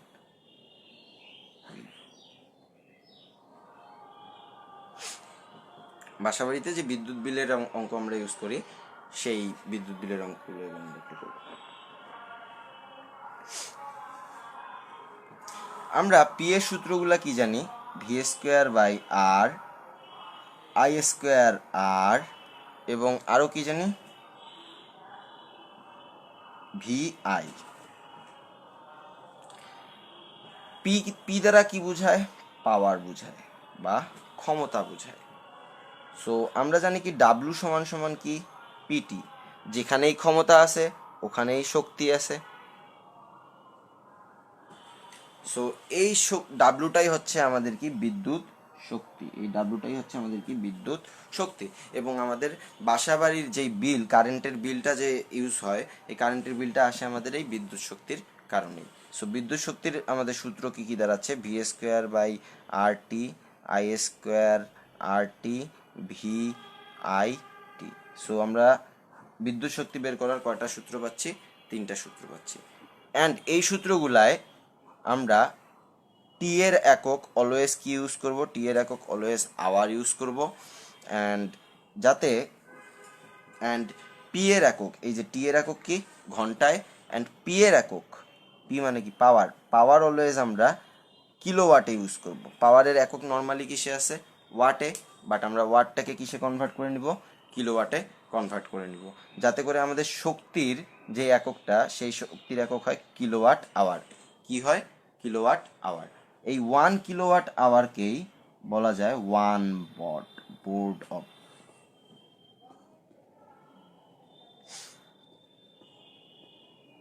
ঠিক আছে, বিওটি একক। এই 1 কিলোওয়াটকেই আমরা বলে থাকি কি 1 বিওটি, ঠিক আছে। সো এইটা কিছুই না, এখন আমরা আমাদের শক্তি পেয়ে গেলাম। এই শক্তিকে আমরা কোন এককে পাচ্ছি, 1 কিলোওয়াটে, মানে কিলোওয়াট এককে পাচ্ছি। 1 কিলোওয়াট আবার কি 1 বিওটি। আর এইটাই মেনলি আমাদের বলা হয়ে থাকে যে পার ইউনিটের দাম কত, 5 টাকা পার ইউনিট। এই বিওটিটাই হচ্ছে আমাদের কি পার ইউনিট ভ্যালু। যে তোমার সাপোজ ম্যাথে আসলো 30 বিওটি, তোমার প্রশ্নে বলা থাকবে যে 1 বিওটির দাম 5 টাকা, তাহলে 30 বিওটির দাম কত, 150 টাকা। এইভাবে তো আমরা টোটাল বিদ্যুৎ বিলগুলো বের করে ফেলি। আমার মনে হয় না বিদ্যুৎ বিল নিয়ে কারো অঙ্ক কোনো ঝামেলা হতে পারে, বাট এইটা অনেক ইম্পর্টেন্ট একটা টপিক। বিদ্যুৎ বিলের অঙ্ক থেকে প্রতি বছর আমাদের বোর্ডে বলো, তারপরে ক্লাস 9-10 পাস করার পর যদি কেউ ঢাকাতে যাও, ভিকারুন্নেসাতে পরীক্ষা দাও, হলিক্রসে পরীক্ষা দাও, বা নটরডেমে পরীক্ষা দাও, সেন্ট জোসেফে পরীক্ষা দাও, ঢাকাইয়া হইতে চাও, তখন তো অ্যাডমিশন টেস্ট দিতে হবে, তাই না? রংপুরের কলেজে তো অ্যাডমিশন টেস্ট দিতে হয় না, রংপুরে তো চিল। তো অ্যাডমিশন টেস্ট দিতে গেলে তখন দেখবা যে এই বিদ্যুৎ বিল থেকে একটা অঙ্ক মাস্ট থাকবেই। শুধু এইটা না, তুমি এই বিদ্যুৎ বিলের অঙ্ক আজকে করতেছো, তুমি দেখবা যে এই বিদ্যুৎ বিলের অঙ্ক তোমার, তুমি যখন ফিউচারে ইঞ্জিনিয়ারিং অ্যাডমিশন টেস্ট দিবা, ভার্সিটি অ্যাডমিশন টেস্টগুলো দিবা, দেখবা যে এই বিদ্যুৎ বিলের অঙ্ক এভরি টাইম আসছে। সো তুমি যদি আজকে ভালোভাবে বিদ্যুৎ বিলের অঙ্ক করো, তোমাকে আর কখনো বিদ্যুৎ বিলের অঙ্ক করতে হবে না ইন্টার লাইফে। কিন্তু বিদ্যুৎ বিল থেকে তোমার আজকে যেমন অঙ্ক আসবে, ফিউচারেও অঙ্ক আসবে। সো বিদ্যুৎ বিলের অঙ্কগুলো একটু খুবই মানে ইম্পর্টেন্ট সহকারে করার চেষ্টা করবো। আমরা কি একটা অঙ্ক করব?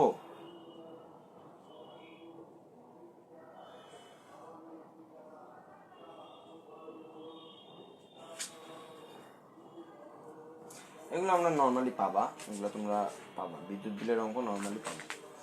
আমি জাস্ট বিদ্যুৎ বিলে তাহলে আমাদের কাজটা কি, আমাদের কাজটা হলো প্রথমেই আমাদের বিদ্যুৎ শক্তিটা বের করে ফেলা। বিদ্যুৎ শক্তি মানে কি, পিটি। পি মানে কি পাওয়ার, পাওয়ারের এককে আমরা কিসে আনবো, কিলোওয়াটে। আর টি কিসে রাখবো, আওয়ারে, kilowatt hour. So 1 kilowatt hour মানে কি 1 বিওটি। আর 1 বিওটির প্রাইস ভ্যালু অলওয়েজ প্রশ্নের মধ্যে আমাদের দেওয়া থাকবে। সো এটার উপর ডিপেন্ড করে, মাসের উপর ডিপেন্ড করে কত দিয়ে গুণ করতে হবে, কি করতে হবে, এগুলো করে তোমরা একটু কাইন্ডলি বিদ্যুৎ বিলের অঙ্কগুলো করে ফেলবা। তোমাদের বইয়ের মধ্যেই কিছু অঙ্ক আছে, এই অঙ্কগুলোই মেনলি করবা। বইয়ে যে অঙ্কগুলো দেওয়া আছে ওগুলো করলেই এনাফ আসলে। তো এখন হলো আমি একটা যদি অঙ্ক বলি, যে একটা ব্যাটারি দিছি,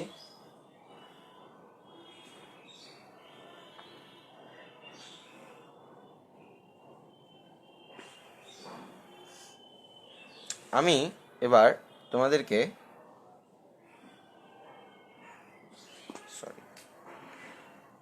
দুইটা বাল্ব দিছি, এটা বাল্ব 1 অ্যান্ড এটা বাল্ব 2, দুইটা বাল্ব দিছি। দেখো এটা একটা অঙ্ক, ম্যাথ। এই বাল্ব কত, এই বাল্ব 220 ভোল্ট 60 ওয়াট। এই বাল্ব কত, এটাও 220 ভোল্ট, বাট এটা 100 ওয়াট, ঠিক আছে। এখন এই দুইটা বাল্বকে সিরিজে কানেক্ট করা হলো। 1 নাম্বার প্রশ্ন, বাল্ব 1 এর রেজিস্ট্যান্স কত, আবার বাল্ব 2 এর রেজিস্ট্যান্স কত। রেজিস্ট্যান্স বের করা তো অনেক ইজি। রেজিস্ট্যান্স বের করার সূত্র কি, ভি দেওয়া আছে, পি দেওয়া আছে, আমরা পি সমান সমান কি জানি, ভি স্কোয়ার বাই আর। তাহলে আর সমান সমান আমরা কি জানবো, ভি স্কোয়ার বাই পি দিয়ে আমরা খুব সহজেই বাল্ব 1 এর জন্য রেজিস্ট্যান্স R1, বাল্ব 2 এর জন্য রেজিস্ট্যান্স কি R2 বের করে ফেলতে পারবো। এখন এখানে যে এক্সট্রা কথাটা আমি বলছিলাম, যে এই বাল্ব 1 এবং বাল্ব 2 কে কিসে কানেক্ট করা হয়েছে, সিরিজে কানেক্ট করা হয়েছে। সিরিজে কানেক্ট করে 220 ভোল্টের একটা ব্যাটারির সাথে যুক্ত করা হয়েছে। এটার অর্থ দাঁড়াচ্ছে যে এখানে একটা বাল্ব 1, এখানে বাল্ব 2 এই দুটোকে কিসে কানেক্ট করলাম, সিরিজে, এবং এদেরকে আমি একটা ব্যাটারি দ্বারা কানেক্ট করে দিছি। এই ব্যাটারির কানেকশন কত, 220 ভোল্ট। এটার কি একটা রেজিস্ট্যান্স আছে R1, এটার একটা কি আছে রেজিস্ট্যান্স আছে R2, যেটা আমরা 1 নাম্বার প্রশ্ন থেকেই পেয়ে গেছি।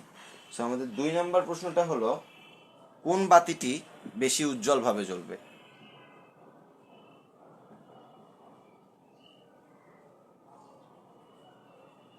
বলো তো কোন বাতিটা বেশি উজ্জ্বল জ্বলবে? 100 ওয়াট, তাই না?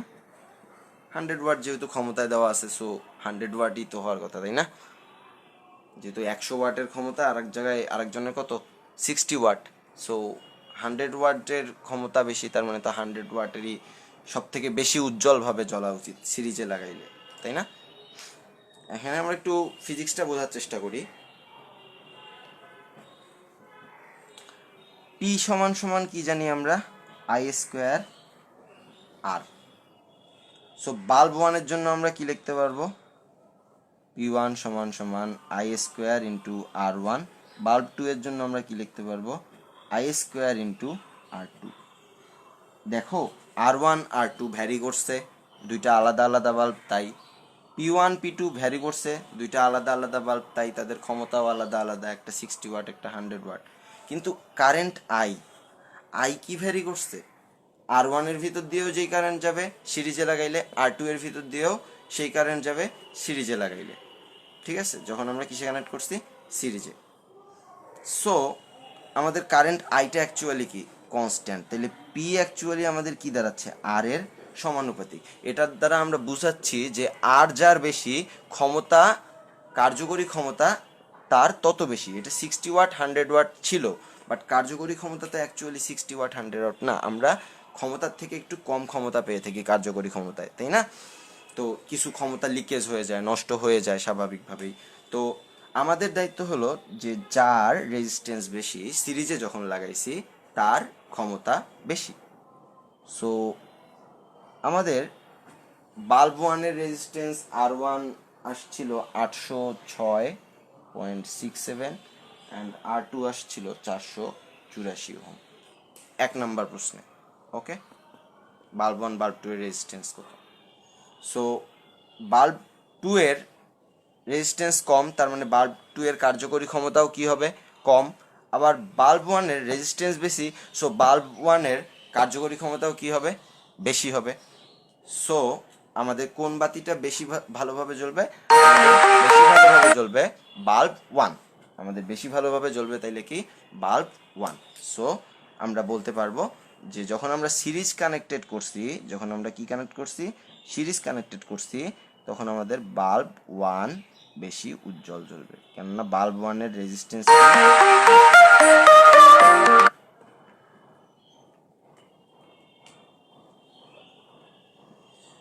সো এখন একই প্রশ্নটা আমি যদি তোমাদেরকে সিরিজ না বলে 3 নাম্বারে এসে আমি অ্যাড করলাম, যে এবার সিরিজ না বলে আমি বললাম যে যদি আমরা প্যারালালে বাল্বগুলোকে অ্যাড করতাম তাইলে কি ঘটনা ঘটতো, মানে চিত্রটা তখন কি দাঁড়াইতো, এটা একটা বাল্ব, এটা একটা বাল্ব, এই দুইটা বাল্বকে আমরা প্যারালালে একটা 220 ভোল্টের সাথে কানেক্ট করে দিছি। সো প্যারালাল যখন আমরা করি, পি এর কতগুলো সূত্র আছে, V²/R। প্যারালাল করলে ভোল্টেজ কি কনস্ট্যান্ট, তাহলে পি কার ব্যস্তানুপাতিক হবে, এই আর এর ব্যস্তানুপাতিক হবে। অর্থাৎ যার আর বেশি হবে তার কার্যকরী ক্ষমতা কি হবে, কম হবে, আর যার আর কম হবে তার কার্যকরী ক্ষমতা কি হবে, বেশি হবে। সো বাল্ব 1 এবং বাল্ব 2 এর মধ্যে বাল্ব 2 এর আর কি ছিল, কম ছিল, তাহলে বাল্ব 2 এর কার্যকরী ক্ষমতা কি হবে, বেশি হবে। যেহেতু বাল্ব 2 এর কার্যকরী ক্ষমতা বেশি, তাই প্যারালালে লাগাইলে আমাদের বাল্ব 2 বেশি উজ্জ্বল জ্বলবে, বাল্ব 2 কি জ্বলবে, বেশি উজ্জ্বল জ্বলবে। সো কোন বাল্বটি বেশি উজ্জ্বল জ্বলবে সিরিজে লাগাইলে বা প্যারালালে লাগাইলে, জাস্ট ডিপেন্ড করে আমাদের পি এর সূত্রের উপর, একবার I²R, একবার কি V²/R। এই দুইটা জিনিসের সাহায্যে আমরা জিনিসটা সলভ করে ফেলতে পারবো। সো বিদ্যুৎ বিল সম্পর্কিত ও ম্যাথমেটিক্স মোটামুটি তোমরা জানছো। আমরা আপেক্ষিক রোধের ম্যাথগুলোও আমরা দেখার চেষ্টা করছি। আমরা একটা ভোল্টেজ ডিভাইডারের অঙ্ক দিছিলাম, সেটা অঙ্ক আমরা করার চেষ্টা করছি। এখন আমরা যদি আরও কিছু ছোটোখাটো সার্কিটস দেখি বা দেখার চেষ্টা করি একটু,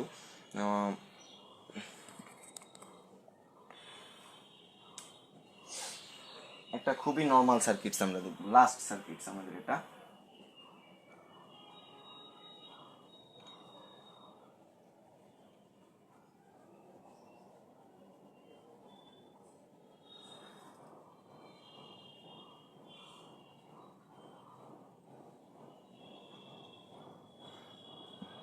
খুবই বাজে সার্কিট অ্যান্ড আমরা এখানের তারটাকে আমরা কি করে দিলাম, শর্ট করে দিলাম।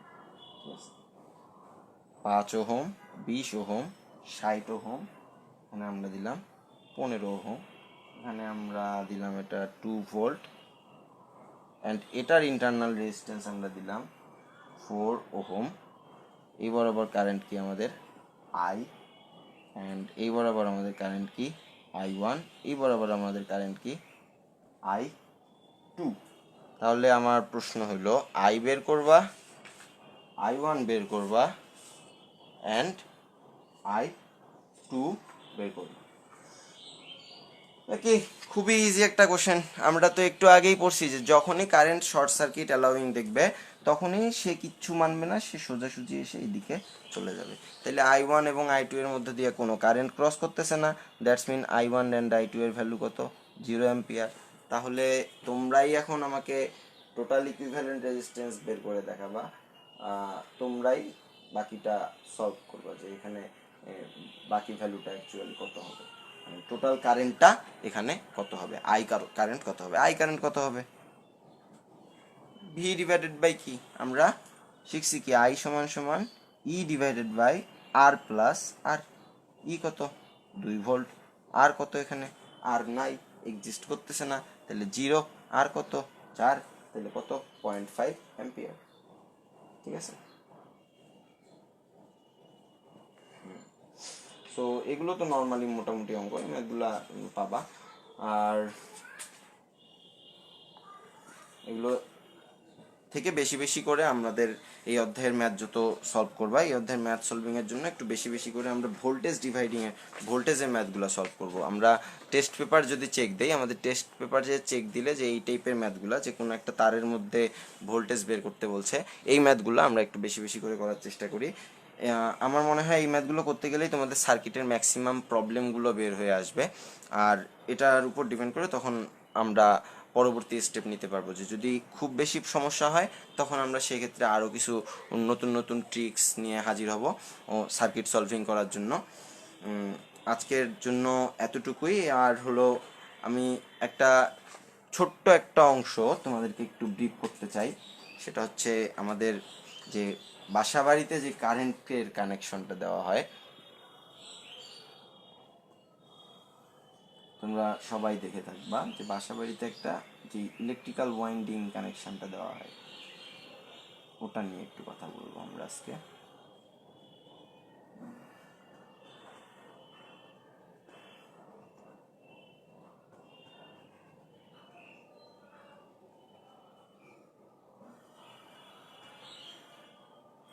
বইয়ের মধ্যে কিছু কিছু জায়গায় কোষের কিছু সিগনেচার আছে, রেজিস্ট্যান্সের কিছু সিগনেচার আছে, তারপরে মানে সার্কিট বিল্ড ড্রয়িং করার জন্য কিছু কিছু সিগনেচার আছে। এই সিগনেচারগুলো আমরা একটু দেখে নিব নিজে থেকেই বইয়ের মধ্যে, এগুলো এমসিকিউ হিসেবে আসে পরীক্ষার হলে। তারপরে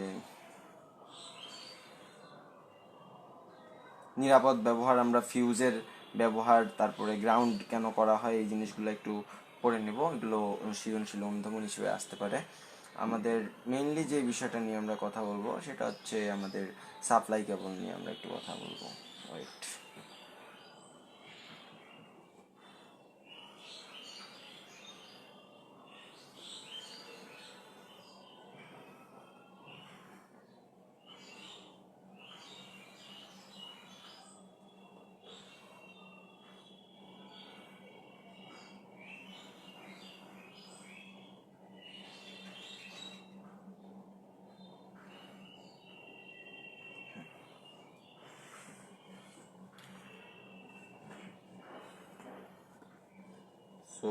আমরা যদি একটু ক্যামেরাটাকে একটু হোল্ড করি, খুব ভুল না করলে আমরা একটা এখানে বড়সড় চিত্র দেখতে পাচ্ছি। এটাকে বলা হয় ইঞ্জিনিয়ারিং ড্রয়িং। তোমরা যখন ইঞ্জিনিয়ারিংয়ে পড়বা তখন সিভিল ড্রয়িংয়ের মধ্যে এগুলো শিখাবে, যে ইলেকট্রিক্যাল ড্রয়িং করো, একটা বাসা বাড়িতে কীভাবে মানে ইলেকট্রিক্যালি সিগনেচার করা হয়েছে, বাসা বাড়ি কোন দিক দিয়ে কোন তার যাবে, এগুলো জানতে চাইতে পারে। তো এখানে যেই লাইন আপগুলো দেখতে পাচ্ছ, এটা ঠিক কতটা সত্য আমি জানি না, কারণ এগুলা ভুং বাং তোমাদের বইয়ে যেগুলো আছে এগুলো তোমাদের 4 মার্কের প্রশ্নে আসে, মানে ঘর মার্কের প্রশ্নগুলায় চলে আসে, যে একটা ডিজাইন বানাও, বাসা বাড়িতে 3টা ফ্যান আছে কি 4টা টেবিল আছে, ডিজাইন বানাও। আমার মনে হয় এটাই তোমাদের বেসিক সার্কিট ডিজাইন হওয়া দরকার। এটা এখানে অনেক ত্রুটি আছে এই বেসিক সার্কিট ডিজাইনটা, এটা ঠিক করতে গেলে অনেক গ্যাঞ্জাম আছে। যাই হোক, তোমাদের জন্য এতটুকুই আনাপ, মানে এক্সট্রা এলিমেন্টসগুলো তোমাদের বইয়ে নাই জন্য ওটা এখানে অ্যাড করা হয় নাই। তো এটার একটু ব্রিফিংটা যদি আমরা একটু দেখি, আমাদের এখানে 3 ধরনের তার ইউজ করা হয়েছে, নিউট্রাল, লাইভ অ্যান্ড গ্রাউন্ড। আমরা জানি গ্রাউন্ড তার কেন, আমরা গ্রাউন্ড তার ইউজ করি জাস্ট অফ অল আমাদের যে লিকেজ কারেন্টটা আছে সেই লিকেজ কারেন্টটা বের করে দেওয়ার জন্য, যে এক্সট্রা কারেন্ট যাতে আমাদের আটকায় না থাকে সেটার জন্য। আর নিউট্রাল আর লাইভ তারের সাহায্যে, নিউট্রাল তারের সাহায্যে তো আমরা কারেন্টটা ক্যারি করতেছি সাপ্লাই কেবল থেকে, নিউট্রাল তারের সাহায্যে আমরা কারেন্ট ক্যারি করে কোথায় নিয়ে গেছি, মেইন সুইচে নিয়ে গেছি। এবং লাইভ তারের সাহায্যে তো আমরা আমাদের সার্কিটটাকে পুরোপুরি কী করতেছি, বিল্ড করতেছি। মেইন সুইচ থেকে 5 অ্যাম্পিয়ারের সাহায্যে আমরা কোথায় কারেন্ট দিচ্ছি, লাইটিং সার্কিট অ্যান্ড কোথায় ফ্যান সার্কিট। 5 অ্যাম্পিয়ার কিসের সাহায্যে, ফিউজের সাহায্যে, কেননা এগুলো কি লো অপারেটিং কারেন্ট সিস্টেম, মানে লাইটিং সার্কিট বলো, লাইট জ্বালানো, ফ্যান চালানো, এগুলো খুব ছোটোখাটো কাজ, তাই এগুলো তুমি খুব সহজেই 5 অ্যাম্পিয়ারের একটা ফিউজ দিয়ে কন্ট্রোল করতে পারতেছো, কেননা এগুলোর জন্য তোমার খুব বেশি কারেন্টের প্রয়োজন পড়তেছে না।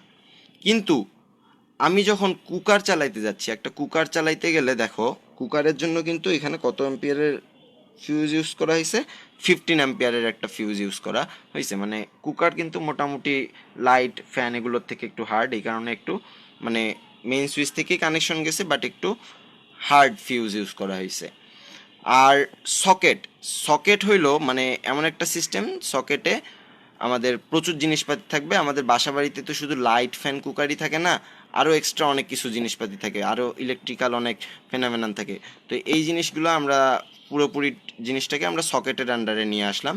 সো সকেটের মধ্যে আমরা কানেকশন দিছি 30 অ্যাম্পিয়ারের মাধ্যমে, কেননা সকেটে অনেক high voltage and high current সিস্টেমেবল এলিমেন্টস থাকে, দ্যাটস ওয়াই আমরা সকেটে 30 অ্যাম্পিয়ারের একটা ফিউজ ইউজ করছি, কজ এখানে বেশি পরিমাণে কারেন্ট যাইতে হবে, এখানে কারেন্ট বেশি অ্যামাউন্টে যাইতে হবে। যদি আমরা এখানে কম অ্যামাউন্টের ফিউজ ইউজ করি তাহলে কি হবে, ফিউজটা পুড়ে যাবে, তখন তো আমরা সকেটের মধ্যে কারেন্ট সাপ্লাই করতে পারবো না। আর অ্যান্ড লাস্টের দিকে আমরা দেখবা সব সিস্টেমকে এক করছে এখানে পুরো কনজিউমার ইউনিট যেটা ছিল ডিস্ট্রিবিউশন বোর্ড, এটাকে বলা হয় কনজিউমার ইউনিটকে বলা হয় কি ডিস্ট্রিবিউশন বোর্ড। আমাদের ডিস্ট্রিবিউট হচ্ছে কিন্তু এখান থেকেই 5 অ্যাম্পিয়ার, 30 অ্যাম্পিয়ার, 15 অ্যাম্পিয়ার, এখান থেকে কোথায় যাচ্ছে জিনিসটা ডিস্ট্রিবিউট হচ্ছে, কোথায় বাসাবাড়ির লাইট ফ্যানে, কোথায় বাসাবাড়ির কুকার অথবা ফ্রিজে, আর কোথায় সকেটে। ঠিক আছে, সো সকেট থেকে কিন্তু চাইলে আমরা আবার ভিন্ন ভিন্ন জায়গায় সুইচের মাধ্যমে শিফট হইতে পারবো। এবং সব জিনিসকে লাস্টে আমরা কি করে দিছি, আর্থিং করে দিছি, কেননা আমরা চাই না কোনো ধরনের লিকেজ কারেন্টের জন্য অনাকাঙ্ক্ষিত কোনো ধরনের দুর্ঘটনা ঘটুক। তো এটা হচ্ছে আমাদের বাসাবাড়ির ফুল একটা সাপ্লাই সিস্টেম কেবল, যেখানে অনেক ত্রুটি আছে, যে জিনিসটা পুরোপুরি সত্য নয়, কিন্তু তোমাদের এসএসসি পরীক্ষার জন্য এতটুকুই সত্য। আমরা হলাম আজকের মতো এতটুকুই রাখবো। পরীক্ষার কোশ্চেনে দেখবা ম্যাক্সিমাম ক্ষেত্রে ফ্যানের সংখ্যা দিয়ে দিবে 3টা, লাইটের সংখ্যা দিয়ে দিবে 4টা, সেক্ষেত্রে এখানে 4টা লাইট আঁকবা, 4টা ফ্যান আঁকবা, অথবা বলে দিবা যে 4টা ফ্যান আছে।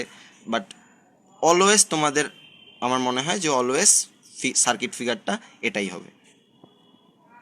তো আজকের মতে এতটুকুই। কারো কোনো সমস্যা থাকলে আমাদেরকে অবশ্যই পেজে নক করে জানাবা, এবং কোনো ধরনের কোনো নতুন প্রবলেম ফেস করলে বা সার্কিট সলভিং বিষয় নিয়ে কোনো ধরনের ঝামেলা হলে সেটা আলাদাভাবে আমাদের কাছে রিস করলে আমরা পরবর্তীতে সেটা নিয়ে নতুন কোনো অ্যাটেম্পট নিতে পারবো।